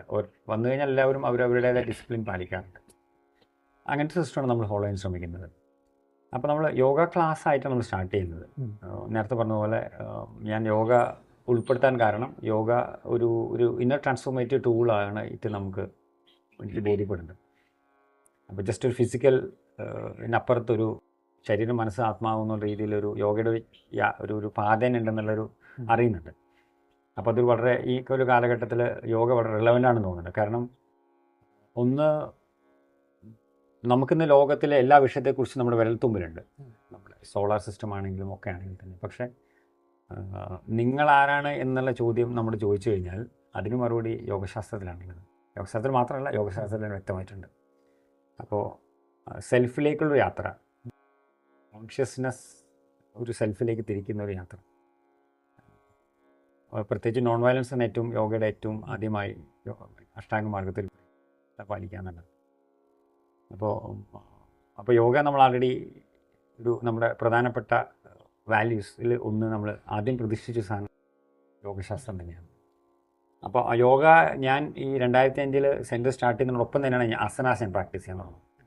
അപ്പോൾ ആസനാസ് പ്രാക്ടീസ് ചെയ്യുമ്പോൾ തന്നെ നമുക്കത് പേഴ്സണലി അത് ഫീൽ ചെയ്യാൻ തുടങ്ങി, മനസ്സിലായി. അതൊരു സാധാരണ എക്സസൈസ് പോലെയല്ല ഇത്, അതിൽ നിന്നും വ്യത്യസ്തമാണ് ഇത്. കുറച്ചുകൂടി നമ്മുടെ ഉള്ളിലേക്കൊരു സ്പർശനം കിട്ടുന്നുണ്ട് ശരിക്കും. പ്രത്യേകിച്ച് നമ്മുടെ എനർജിയും നമ്മുടെ കോൺഷ്യസ്നെസ്സിലൊക്കെ വ്യത്യാസം വരുന്നുണ്ട്. പിന്നെ വളരെ സിമ്പിളാണ്. ഞാൻ മുമ്പ് ചിന്തിക്കാറുള്ള പോലത്തെ ഒരു മനുഷ്യന് ഏറ്റവും ലളിതമായി 0 ബഡ്ജറ്റിൽ അവൻ്റെ ശരീരത്തിൻ്റെയും മനസ്സിൻ്റെയും നിയന്ത്രണം കയ്യിലെടുക്കാൻ പറ്റുന്ന ഒരു ലളിതമായിട്ട്, പ്രത്യേകിച്ചും ഇന്നത്തെ കാലത്ത് എല്ലാത്തിനും ബാഹ്യമായി ആശ്രയിക്കുന്ന ഒരു സാഹചര്യം അത് ബോധ്യപ്പെടുന്നുണ്ട്. അപ്പോൾ അതും അതിൻ്റെ തെറാപ്പിക് രീതിയെക്കുറിച്ച്, പിന്നെ ഞാൻ അതിൻ്റെ കുറിച്ച് ഉള്ളിലേക്ക് പോവാണ്, കുറച്ചുകൂടി യോഗസൂത്രത്തെക്കുറിച്ചും. ഇപ്പോൾ ഞാൻ യോഗസൂത്രത്തിൽ പൂർണ്ണമായി പഠിച്ച ആളല്ല, പക്ഷേ അത് പഠിച്ചുകൊണ്ടിരിക്കുകയാണ്. ഇപ്പോൾ അടുത്ത വൈകാണ്ടനെ ഞങ്ങൾ അതിൻ്റെ ഒരു ഡോക്യുമെൻറ്റും ഷൂട്ടിങ് പ്ലാൻ ചെയ്യുന്നുണ്ട്. അതിൻ്റെ ഇപ്പോൾ യോഗ തെറാപ്പി കുറച്ച് പോപ്പുലറായി വന്നുകൊണ്ടിരിക്കുന്നു. 2005 യോഗയെ നമ്മൾ ഉൾപ്പെടുത്താൻ ശ്രമിച്ചപ്പോൾ ഈ നിമിഷം വരെ അതിൻ്റെ ഒരു ഓൾട്ടർനേറ്റീവ് ഒരു ഫിലോസഫി നമുക്ക് കിട്ടിയിട്ടില്ല എന്ന് മാത്രമല്ല, ഇന്ന് അതിന് റിലവൻസ് കൂടുകയും കൂടി ചെയ്തു. അതൊന്നുകൂടി വ്യക്തമായി പറയാൻ ശ്രമിക്കുകയാണെന്നുണ്ടെങ്കിൽ, ഇപ്പോൾ യോഗശാസ്ത്രത്തിൽ പതഞ്ജലി പറഞ്ഞു യോഗ എന്ന് പറയുന്നത് ചിത്തവൃത്തി നിരോധ യോഗ എന്ന് പറഞ്ഞു. ഇപ്പോൾ മോഡേൺ സയൻസ് രൂപപ്പെട്ടതിൽ നിന്നും മാറി മാറി വന്ന് ഇപ്പോൾ അവസാനം 21ാം നൂറ്റാണ്ടായ സമയത്ത് സൈക്കോസൊമാറ്റിക് ഡിസീസ് എന്ന് പറയുന്ന ഒരു ശൃംഖല അതിനകത്ത് വളർന്നു വരികയും എല്ലാ അസുഖങ്ങൾക്ക് കാരണം മനസ്സ് ഒരു പ്രധാന ഘടകമാണെന്നോ, മനസ്സ് മാത്രമല്ല മനസ്സിന് വലിയൊരു പങ്കുണ്ടെന്ന് പറയും. ഇത് ആൾറെഡി നമ്മൾ യോഗസൂത്രത്തിൽ പറഞ്ഞു കഴിഞ്ഞു. അപ്പോൾ ഇന്നത്തെ യോഗയുടെ റിലവൻസ് നമ്മൾ അന്ന് 20 വർഷം മുമ്പ് തുടങ്ങുന്നതിനെക്കാട്ടും കൂടിയിരിക്കുകയാണ്. അപ്പോൾ നമുക്ക് വേറെ ഫിലോസഫി വെക്കാനില്ല. അതിനോടൊപ്പം തന്നെ നമ്മൾ ചെയ്തതെന്താണെന്ന് പറഞ്ഞു കഴിഞ്ഞാൽ, നമ്മൾ അവധിക്കാലങ്ങളിൽ കുട്ടികളുടെ ക്യാമ്പ്, ഒരാഴ്ചത്തെ ക്യാമ്പ്, ആ ക്യാമ്പിൽ നമ്മൾ ഉദ്ദേശിക്കുന്നത് ഒരു നോൺ ഫോർമൽ ലേണിംഗ് സ്പേസ് ആയിട്ട്, കാരണം ഒരു അക്കാദമിക് തലത്തുനിന്ന് മാറിക്കൊണ്ട് കുറച്ചുകൂടി കുട്ടികൾക്ക് നാടക പരിചയം, സൈക്ലിംഗ്, അത്യാവശ്യം മല കയറുക, പിന്നെ കഞ്ഞി കുടിക്കുക, കഞ്ഞി ഉണ്ടാക്കാൻ ശ്രമിക്കുക, അങ്ങനത്തെ കളികൾ, അങ്ങനത്തെ കുറേ ആക്ടിവിറ്റീസ് എല്ലാ വർഷവും നമ്മൾ 2007 മുതൽ നമ്മൾ ചെയ്യുന്നുണ്ട്. ആ കുട്ടികളുടെ ക്യാമ്പ് നടന്നുകൊണ്ട് വരുന്നുണ്ട്. പിന്നെ അതുപോലെ തന്നെ ഈ NSS വോളണ്ടിയേഴ്സിന് വേണ്ടി യൂത്ത് ക്യാമ്പ് നമ്മൾ ചെയ്യാറുണ്ട്. 3-4 കോളേജിൽ നിന്ന് കുട്ടികൾ വരും, ഇവിടെ മല കയറും, പിന്നെ ഇവിടെ വന്നിട്ട് കുറേ ഡിസ്കഷനും ക്ലാസ്സും, പിന്നെ കഞ്ഞികുടി. പിന്നെ കഴിഞ്ഞ 2-3 വർഷങ്ങൾക്ക് മുമ്പ് ഞങ്ങൾ കുട്ടികൾ വന്നിട്ട് ഇവിടെ നമ്മൾ പാടത്ത് നടുന്ന പരിപാടിയൊക്കെ ചെയ്തിട്ടുണ്ട്, NSS വോളണ്ടിയേഴ്സ് വന്നിട്ട്. അപ്പോൾ കുട്ടികളെ കുറച്ചുകൂടി നേച്ചറായിട്ടും ഇങ്ങനത്തെ കുറേ ചിന്തകളുമായിട്ട് അടുപ്പിക്കാനുള്ള ശ്രമം നടത്തുക എന്നുള്ളതാണ് അത്തരം പ്രോഗ്രാമുകൾ. അതുപോലെ പിന്നെ നമ്മൾ ഈ പ്രകൃതി ജീവനത്തിൻ്റെ ക്യാമ്പുകൾ നമ്മളിങ്ങനെ വർഷത്തിലൊരിക്കലിങ്ങനെ പ്രകൃതി ചികിത്സയെക്കുറിച്ചും പ്രകൃതി ജീവനത്തെക്കുറിച്ചും നമ്മൾ ക്ലാസ്സും ക്യാമ്പുകളും സംഘടിപ്പിക്കുന്നുണ്ടായിരുന്നു. അതും നമ്മൾ ഇതുകൊണ്ട് തന്നെയാണ്. കാരണം ഏറ്റവും ലളിതമായി ഒരു 0 ബഡ്ജറ്റിലൂടെ കൊണ്ട് നടക്കാൻ പറ്റുന്ന സമ്പ്രദായങ്ങളാണ്. കാരണം ആരോഗ്യം എന്ന് പറയുന്നത് ഭീകരമായ ചിലവ് മാത്രം ചെയ്യാൻ പറ്റും, പക്ഷെ അത് തിരിച്ചു കിട്ടുന്ന പ്രതീക്ഷിക്കാൻ പറ്റില്ല. ആ ഒരു സാഹചര്യത്തിൽ പോണ സമയത്ത് വളരെ ലളിതമായുള്ള മാർഗ്ഗങ്ങളാണ് ശരിക്കും യോഗയും പ്രകൃതിജീവനവും. അപ്പം അതും നമ്മൾ അതിൻ്റെ ക്യാമ്പുകളും നമ്മൾ ഇടയ്ക്കിടയ്ക്ക് സംഘടിപ്പിക്കാറുണ്ട്. പിന്നെ അതുപോലെ തന്നെ രാസമുക്തമായ ഭക്ഷണം കഴിക്കാനുള്ള ഒരു രീതി, വ്യാപകമായ വലിയ ജൈവ കൃഷിയും ചെയ്യുന്നില്ലെങ്കിലും അത്യാവശ്യം കുറച്ച് ജൈവ കൃഷി അരി നമ്മൾ ഉണ്ടാക്കുന്നുണ്ട്. പിന്നെ കുറച്ച് പച്ചക്കറികൾ ഫുൾ ഇല്ലെങ്കിലും നാളികേരം നമുക്ക് ആവശ്യമുള്ളതിനുണ്ട്. പിന്നെ അത്യാവശ്യം പച്ചക്കറികൾ ഇടയ്ക്ക് നമ്മൾ ചെയ്യും, നമ്മുടെ ആവശ്യത്തിന് മാത്രം. ഇത് നമ്മൾ വിൽക്കാൻ ഉദ്ദേശിച്ച് നമ്മൾ ചെയ്യുന്നത്, നമുക്ക് കഴിക്കാനും ഇവിടെ വരുന്ന ആളുകൾക്ക് കൊടുക്കാനുമായിട്ട്. എപ്പോഴും സുഭിക്ഷമായി കിട്ടാറില്ല, ഉള്ള സമയത്ത് പരമാവധി ഉപയോഗിക്കാനായിട്ട് അത് നമ്മൾ ചെയ്യാറുണ്ട്. പിന്നെ അതിനുശേഷം നമ്മൾ 2014 ശേഷം നമ്മൾക്ക് യൂറോപ്പിലേക്ക് പോകാനുള്ള ഇൻവിറ്റേഷൻ നമുക്ക് കിട്ടുന്നുണ്ട്. അപ്പോൾ 2015 ആദ്യത്തെ യൂറോപ്പ് ട്രിപ്പ് പോവാണ്. അതിനുശേഷം എല്ലാ വർഷവും യൂറോപ്പ് പോകാറുണ്ട്. അവിടുത്തെ യോഗ അസോസിയേഷൻ നമ്മളായിട്ട് അസോസിയേറ്റ് ചെയ്യാറുണ്ട്. പിന്നെ അവിടുന്ന് ആളുകൾ വരാറുണ്ട് ഇങ്ങോട്ട് വർഷത്തിലൊരിക്കൽ. കോവിഡിന് ശേഷം കുറച്ച് ആളുകൾ വരവ് കുറഞ്ഞ് ഇപ്പോൾ വീണ്ടും രജിസ്റ്റർ ചെയ്തിട്ടുണ്ട്. നമ്മളതും അവിടുന്ന് വരുന്ന ആളുകൾക്കും നമ്മൾക്കൊരു സോഷ്യൽ എക്സ്പീരിയൻസ് കൊടുക്കുന്ന രീതിയിലാണ് നമ്മൾ കാണുന്നത്. കാരണം വെറുതെ ഇവിടെ നമ്മുടെ ആളുകൾ വരാറുള്ളത് യോഗ ചെയ്യാനും നല്ല ഭക്ഷണം കഴിക്കാനും കുറച്ച് സോഷ്യലൈസ് ചെയ്യാനും, ശരിക്കും നമ്മൾ ജീവിക്കുന്ന സൊസൈറ്റിയെ മനസ്സിലാക്കാനുള്ള സ്പേസ് കൂടി ആയിട്ടാണ് നമ്മൾ വരാറുള്ളത്. പിന്നെ അതിനുശേഷം നമ്മളിപ്പോൾ കുറച്ചായിട്ട് യാത്രകൾ സംഘടിപ്പിക്കാറുണ്ട്. ഹിമാലയ യാത്രകൾ വർഷത്തിൽ 1-2 പ്രാവശ്യം നമ്മൾ കുറച്ച് ആളുകളെ കൊണ്ട് പോകാറുണ്ട്. ചാർധാം യാത്ര, കാശി യാത്ര ചെയ്യാറുണ്ട്. അപ്പോൾ അതിലൂടെ കിട്ടുന്ന ചെറിയ ലാഭങ്ങൾ നമ്മളിവിടുത്തെ ആക്ടിവിറ്റീസിന് ഉപയോഗിക്കാറുണ്ട്. 2005 നമ്മൾ ഇരിക്കുന്ന ഒരു പെരയാണ് നമ്മൾ പണിത്. അതിനുശേഷം 2012 നമ്മൾ തൊട്ടടുത്ത് ഒരു 4-5 പേർക്ക് താമസിക്കാനുള്ള റൂം പണിയുന്നത്. പിന്നെ അതിനുശേഷം നിർമ്മാണ പ്രവർത്തനങ്ങളും കാര്യം നടത്തിയിട്ടില്ല, പക്ഷേ അത്യാവശ്യം ഇവിടുത്തെ ചുറ്റും കുറച്ച് മതിലുകെട്ട് അങ്ങനെ ചെറിയ പണികളും മെയിൻ്റനൻസും ഒക്കെ അങ്ങനെ ചെയ്തു പോകാനുള്ള റിസോഴ്സ് അത് കിട്ടും. നമ്മൾ ചെയ്തുകൊണ്ടിരിക്കുന്ന പ്രധാന യോഗ ഇന്നും തുടർന്നുകൊണ്ട് പോകുന്നു. പിന്നെ എല്ലാ 2ാം ശനിയാഴ്ച ഞങ്ങൾ സ്ഥിരമായിട്ടൊരു കമ്മ്യൂണിറ്റി പ്രോഗ്രാമുണ്ട്. കമ്മ്യൂണിറ്റി പ്രോഗ്രാമിൻ്റെ ഉദ്ദേശം എന്ന് പറയുന്നത് ഒന്ന് ഒരു വിഷയത്തിൽ അധിഷ്ഠിതമായ ക്ലാസ്, പിന്നെ ഉച്ചയ്ക്ക് ഒരു ജൈവ ഭക്ഷണം, പിന്നെ നേച്ചുറലായിട്ടുള്ള കുറേ പ്രോഡക്ട്സും ജൈവ സാധനങ്ങളും ഉൽപ്പാദിപ്പിക്കുന്നവർക്ക് വന്ന് മറ്റുള്ളവർക്ക് എക്സ്ചേഞ്ച് ചെയ്യാനുള്ള ഒരു സ്പേസ്, പിന്നെ ആളുകൾക്ക് ഇരുന്ന് വർത്തമാനം പറയാനുള്ള സ്പേസ്. അങ്ങനെ 3-4 കാര്യങ്ങൾ ഉൾപ്പെടുത്തിയിട്ടാണ് നമ്മൾ ചെയ്യുക.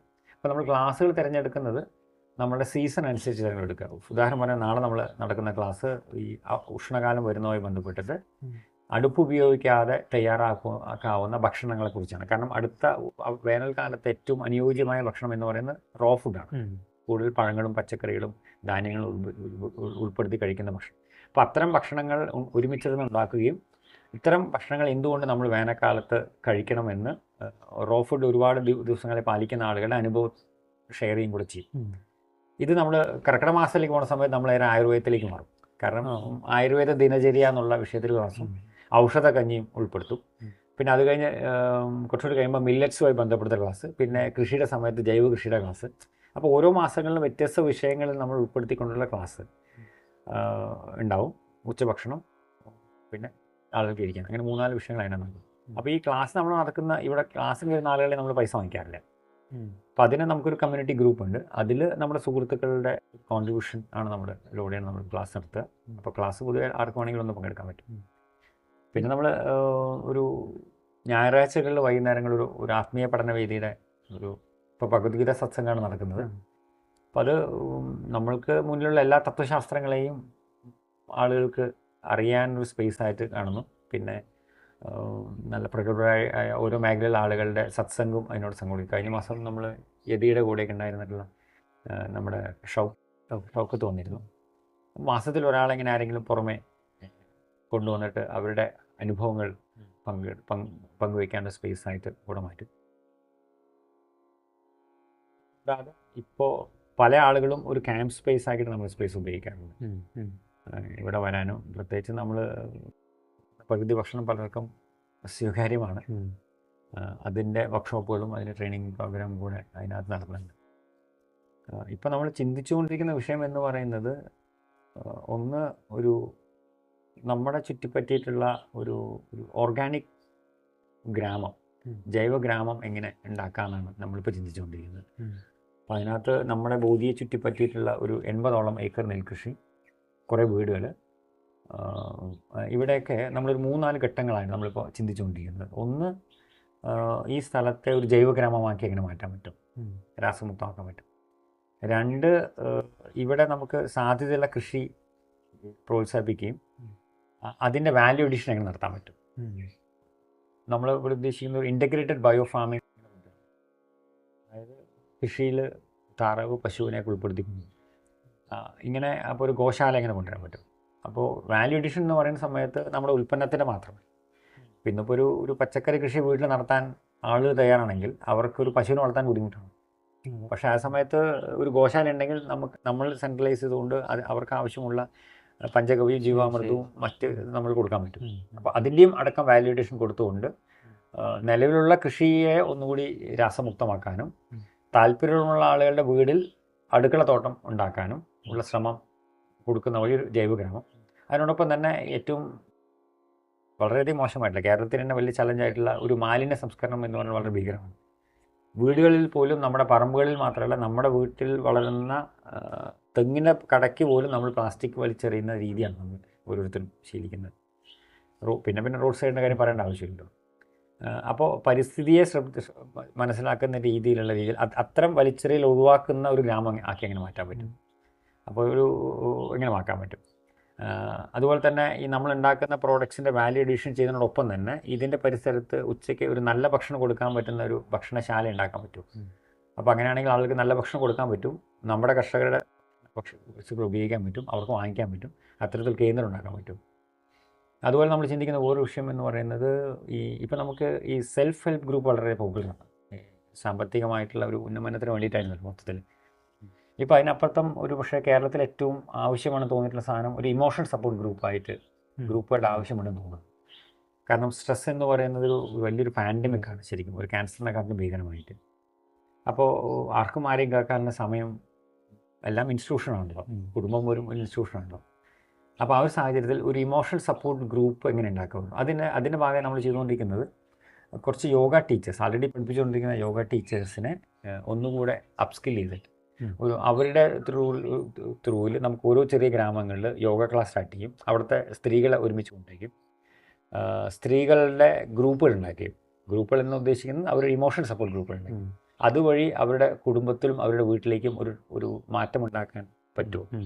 കാരണം സ്ട്രെസ്സിനെ ടാപ്പ് ചെയ്യാൻ നിലവിലുള്ള മെക്കാനിസം കൊണ്ട് പറ്റും തോന്നുന്നില്ല. കൂടുതൽ ആളുകൾ സ്ട്രെസ് മാനേജ്മെൻറ്റിൻ്റെ സ്കില്ലിലേക്ക് വരേണ്ട ആവശ്യമുണ്ട്. കാരണം അല്ലെങ്കിൽ നമുക്ക് പറ്റില്ല. കാരണം ഞാൻ അസ്വസ്ഥനാണെന്നുണ്ടെങ്കിൽ എൻ്റെ കുടുംബത്തിൽ മാത്രമല്ല, എൻ്റെ ജോലി സ്ഥലത്തും എന്നെ ചുറ്റും എല്ലാ സ്ഥലത്തും വലിയ ഭീകരമാണ്. നിസ്സാരം ഒരു പരീക്ഷ എഴുതാൻ ഭയം കാണിച്ച ഒരു കുട്ടി ഒരു വീട്ടിലുണ്ടായി കഴിഞ്ഞാൽ ആ കുട്ടീനെ ഒരു വലിയൊരു തെറാപ്പിസ്റ്റിൻ്റെ അടുത്ത് ആ കുട്ടിയും ആ കുട്ടിയുടെ അച്ഛനും അമ്മാവനും ചെറിയച്ഛനും എല്ലാവരും കൂടെ ചേർന്ന് ഒരു ഭീകരമായ പ്രശ്നം പോലെ പോകണം. മുൻപ് എന്ത് പ്രശ്നം ഉണ്ടെങ്കിലും നമ്മുടെ വലിയച്ഛനോ വലിയമ്മ അമ്മാവനോ പോയി കഴിഞ്ഞാൽ നീ എന്തിനാ പേടിക്കുന്നതെന്ന് പറയുന്ന രീതിയിലുള്ള ആളുകളുടെ അഭാവം വ്യാപിച്ചുകൊണ്ട് വരണം.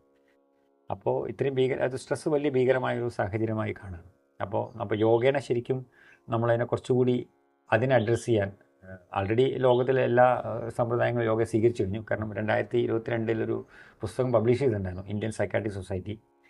അതിനെ സപ്പോർട്ട് ചെയ്തിരിക്കുന്ന നിംഹാൻസിൽ വർക്ക് ചെയ്യുന്ന ശേഷം 67ഓളം ഡോക്ടേഴ്സാണ്, ഒന്നിൽ കൂടുതൽ PhD ഉള്ള. എൻ്റെ ബുക്കിൻ്റെ കോപ്പി എൻ്റെ കയ്യിലുണ്ട് ആളാണ്. അപ്പോൾ മനുഷ്യൻ്റെ ന്യൂറോളജിക്കൽ ഡിസോർഡറിനും സൈക്കാട്രിക് ഡിസോർഡറിനും യോഗയുടെ സാധ്യതകൾ എന്നാണ് പുസ്തകത്തിൻ്റെ ഉള്ളടക്കം.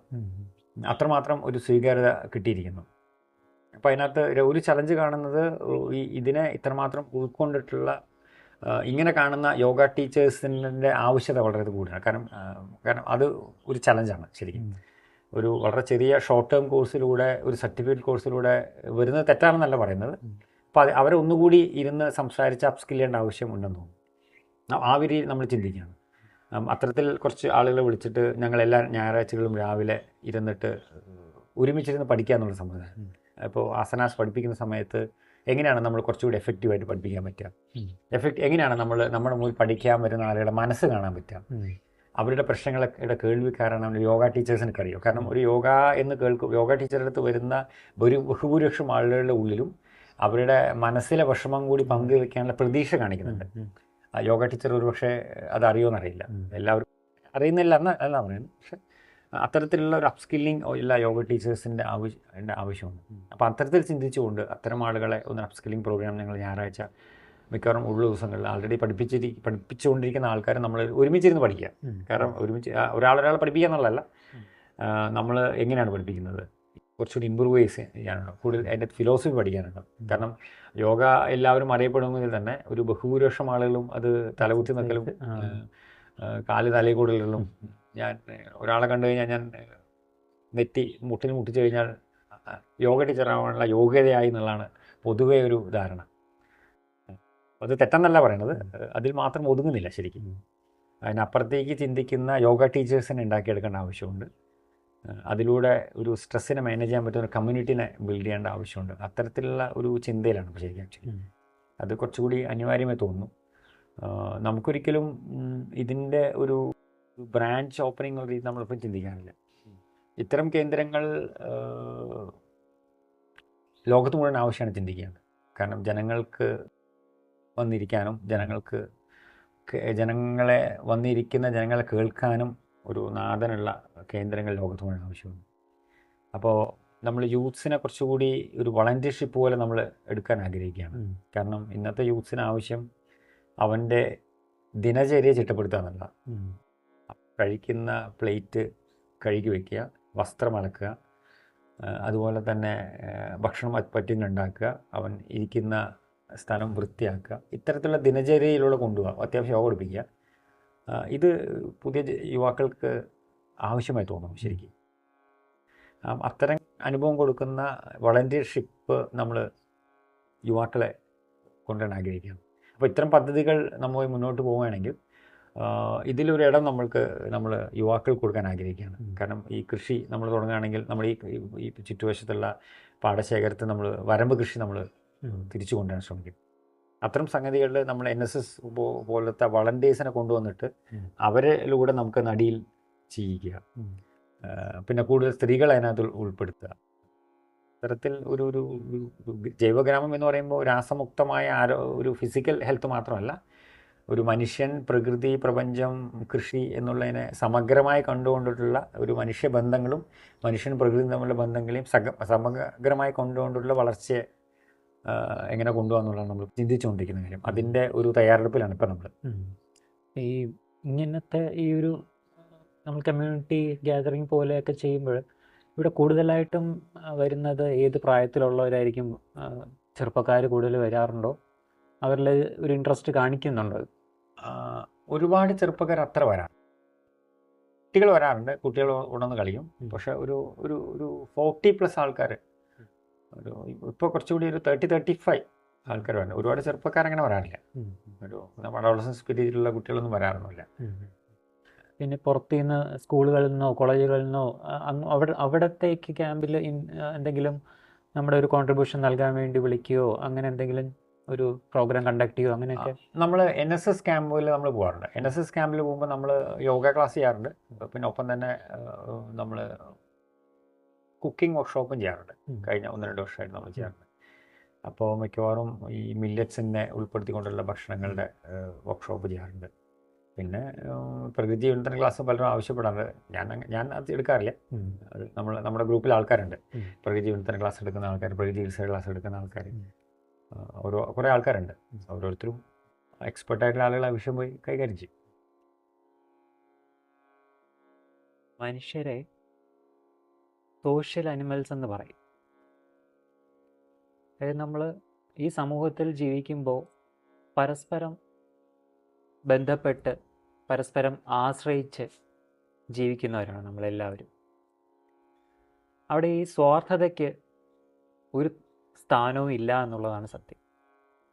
സ്വാർത്ഥത വരുമ്പോൾ നമ്മൾ നമ്മുടെ സ്വാഭാവികതയിൽ നിന്നും നമ്മുടെ പ്രകൃതിയിൽ നിന്നും അകന്നാണ് പോകുന്നത്. പ്രകൃതിയിൽ നിന്നും അകലും തോറും നമ്മുടെ മനസ്സ് അസ്വസ്ഥമാകും, നമ്മുടെ ശരീരവും അതനുസരിച്ച് അസ്വസ്ഥമാകുക തന്നെ ചെയ്യും. അതിൻ്റെ പരിണിത ഫലമായിട്ട് അസുഖങ്ങൾ, പീഡകൾ ഇതെല്ലാം നമ്മുടെ മനസ്സിനെയും ശരീരത്തെയും ബാധിക്കുകയും ചെയ്യും. അപ്പോൾ ബേസിക് പ്രശ്നം നമ്മുടെ സ്വാഭാവികത നമ്മളിൽ നിന്നും അകലുന്നു എന്നുള്ളതാണ്. അത് മനസ്സിലാക്കാൻ നമ്മളിലേക്ക് തിരിഞ്ഞാൽ മാത്രമേ സാധിക്കുകയുള്ളൂ. സ്വയം നിരീക്ഷണം നമ്മുടെ ഉള്ളിലേക്ക് സ്വയം ചെയ്താൽ മാത്രമേ സാധിക്കുകയുള്ളൂ. ഈ ഒരു സന്ദേശമാണ് കൃഷ്ണകുമാർജി സ്വന്തം ജീവിതത്തിലൂടെ പകർത്തിയെടുത്തതും നമ്മളിലേക്ക് പകർന്നു തരുന്നതും. ബോധി എന്ന് പറയുന്ന ഈ ഒരു സെൻറ്റർ ഇത്രയും വർഷത്തോളമായിട്ട് പ്രവർത്തിക്കുന്നത് ഈ സ്വാഭാവികതയെ നിലനിർത്താനുള്ള ഒരു ആശയത്തെ നമ്മളിലേക്ക് എത്തിക്കാൻ വേണ്ടിയിട്ടാണ്. അതിന് അദ്ദേഹം ചെയ്യുന്ന പ്രവൃത്തികൾ എന്ന് പറയുന്നത് സമൂഹത്തിൻ്റെ അടിത്തട്ടിൽ ജീവിക്കുന്ന, സ്വാഭാവികതയിൽ ജീവിക്കുന്ന കർഷകരോടൊപ്പം, കുട്ടികളോടൊപ്പം, വളർന്നു വരുന്ന തലമുറയ്ക്കൊപ്പം അവർക്കെല്ലാം ഈ ഒരു അറിവ് പകർന്നു നൽകുക എന്നുള്ളതാണ്. അവരെ എന്താണോ അവരാക്കി നിലനിർത്തുന്നത് അതിനെ ബോധിപ്പിച്ചു കൊടുക്കുക എന്നുള്ളതാണ്. ഇങ്ങനെ ഒരു മഹാത്മാവിനെ പരിചയപ്പെടാൻ സാധിച്ചത് നമ്മുടെ സാധകരുടെ ഒരു പുണ്യമാണ്. അതിന് അദ്ദേഹത്തോട് നന്ദി പറയുകയാണ്. നമ്മൾ സാധകരോട് അങ്ങേക്ക് എന്ത് സന്ദേശമാണ് നൽകാനുള്ളത്? ഇപ്പോൾ നമ്മളൊരു സാധാരണ മനുഷ്യൻ്റെ അടുത്ത് നമ്മൾ എന്താണ് വേണ്ടത് എന്ന് ചോദിച്ചു കഴിഞ്ഞാൽ, കുട്ടിയാണെന്നുണ്ടെങ്കിൽ അവർ പറയും എനിക്ക് നല്ല മാർക്കോടെ പാസ്സാവണം, അതെന്തിനാണ് ഒരു നല്ല ജോലി കിട്ടാൻ, അതെന്തിനാണ് സുഖമായി ജീവിക്കാൻ. എങ്ങനെയാണ് സുഖമായി ജീവിക്കുക? ജോലി കിട്ടിയാൽ നല്ല വീട് കെട്ടാം, കല്യാണം കഴിക്കാം, കാറ് വാങ്ങിക്കാം, അങ്ങനെ ഓരോ കാര്യങ്ങൾ. അപ്പോൾ അടിസ്ഥാനപരമായി ഉദ്ദേശിക്കുന്നത് എന്താണെന്ന് പറഞ്ഞാൽ സന്തോഷത്തോടെ അല്ലെങ്കിൽ ശാന്തിയോടെ സമാധാനത്തോടെ ജീവിക്കുക എന്നുള്ളതാണ്. അതിന് ഉദാഹരണം കഥ പറയുകയാണെങ്കിൽ, ഒരു ഗ്രാമത്തിലൂടെ ഒരു വലിയ കാറുമായിട്ട് ഒരാൾ പോകുന്ന സമയത്ത് ഒരു കർഷകൻ അദ്ദേഹത്തിൻ്റെ കൃഷിസ്ഥലത്ത് ജോലി ചെയ്തുകൊണ്ടിരിക്കുന്ന സമയത്ത് കാർ നിർത്തിയിട്ട് അദ്ദേഹം കർഷകൻ്റെ അടുത്ത് ഇങ്ങനെ പറഞ്ഞു, ഇത് നല്ല മനോഹരമായ സ്ഥലമാണ്, നിങ്ങൾക്കിവിടെ പലതും ചെയ്യാൻ പറ്റും, നിങ്ങൾക്കിവിടെ റിസോർട്ട് പണിയാം, ഇവിടെ ആളുകൾ ഇഷ്ടം പോലെ വരും, നിങ്ങൾക്ക് ഒരുപാട് പൈസ സമ്പാദിക്കാം. അപ്പോൾ പുള്ളി ഇങ്ങനെ ഓരോന്നും ചോദിച്ചു. എന്തിനാണെന്ന് ചോദിച്ചപ്പോൾ നിങ്ങൾക്ക് റിസോർട്ട് കെട്ടാം, പൈസ ഉണ്ടാക്കാം, അത് വാങ്ങി. എന്നിട്ട് അവസാനം ചോദിച്ചപ്പോൾ ഇതൊക്കെ എന്തിനാണ് ചോദിച്ചു കഴിയുമ്പോൾ സന്തോഷത്തിന് സമാധാനത്തിനെന്ന് പറഞ്ഞു. വളരെ ഉണ്ടല്ലോ, ഇതിനു വേണ്ടി കറങ്ങി തിരിഞ്ഞ് ഇവിടെ എത്തുകയാണെങ്കിൽ പിന്നെ എനിക്ക് ഇതിൻ്റെ ആവശ്യമില്ലല്ലോ എന്ന് പറഞ്ഞതുപോലെ, ഇതൊരു മനുഷ്യൻ്റെ ആവശ്യമാണെങ്കിൽ എല്ലാ മനുഷ്യരുടെ ആവശ്യം അതാണ്. ശാന്തി, സമാധാനം, സന്തോഷം എന്ന് പറയുന്നത് എല്ലാ മനുഷ്യരുടെയും ആത്യന്തികമായിട്ടുള്ള ആവശ്യമാണ്. ശരി. അപ്പോൾ നമ്മൾ ചിന്തിക്കേണ്ട ഒരു വിഷയം എന്ന് പറയുന്നത്, നമ്മളുടെ ചിന്തയും വാക്കും പ്രവൃത്തിയും നമുക്കകത്ത് ശാന്തിയും സമാധാനവും തരുന്നുണ്ടോ, അതോ മറ്റുള്ളവരുടെ ശാന്തിയും സമാധാനത്തെയും കെടുത്തുന്നുണ്ടോ? ഈ ഒരു ബോധമാണ് നമ്മൾ ഓരോരുത്തരുടെയും ഉള്ളിലുണ്ടാവേണ്ടത്. ഈ ഒരു ബോധം വന്നു കഴിഞ്ഞാൽ ബാക്കി മാറ്റങ്ങൾ സ്വാഭാവികമായിട്ട്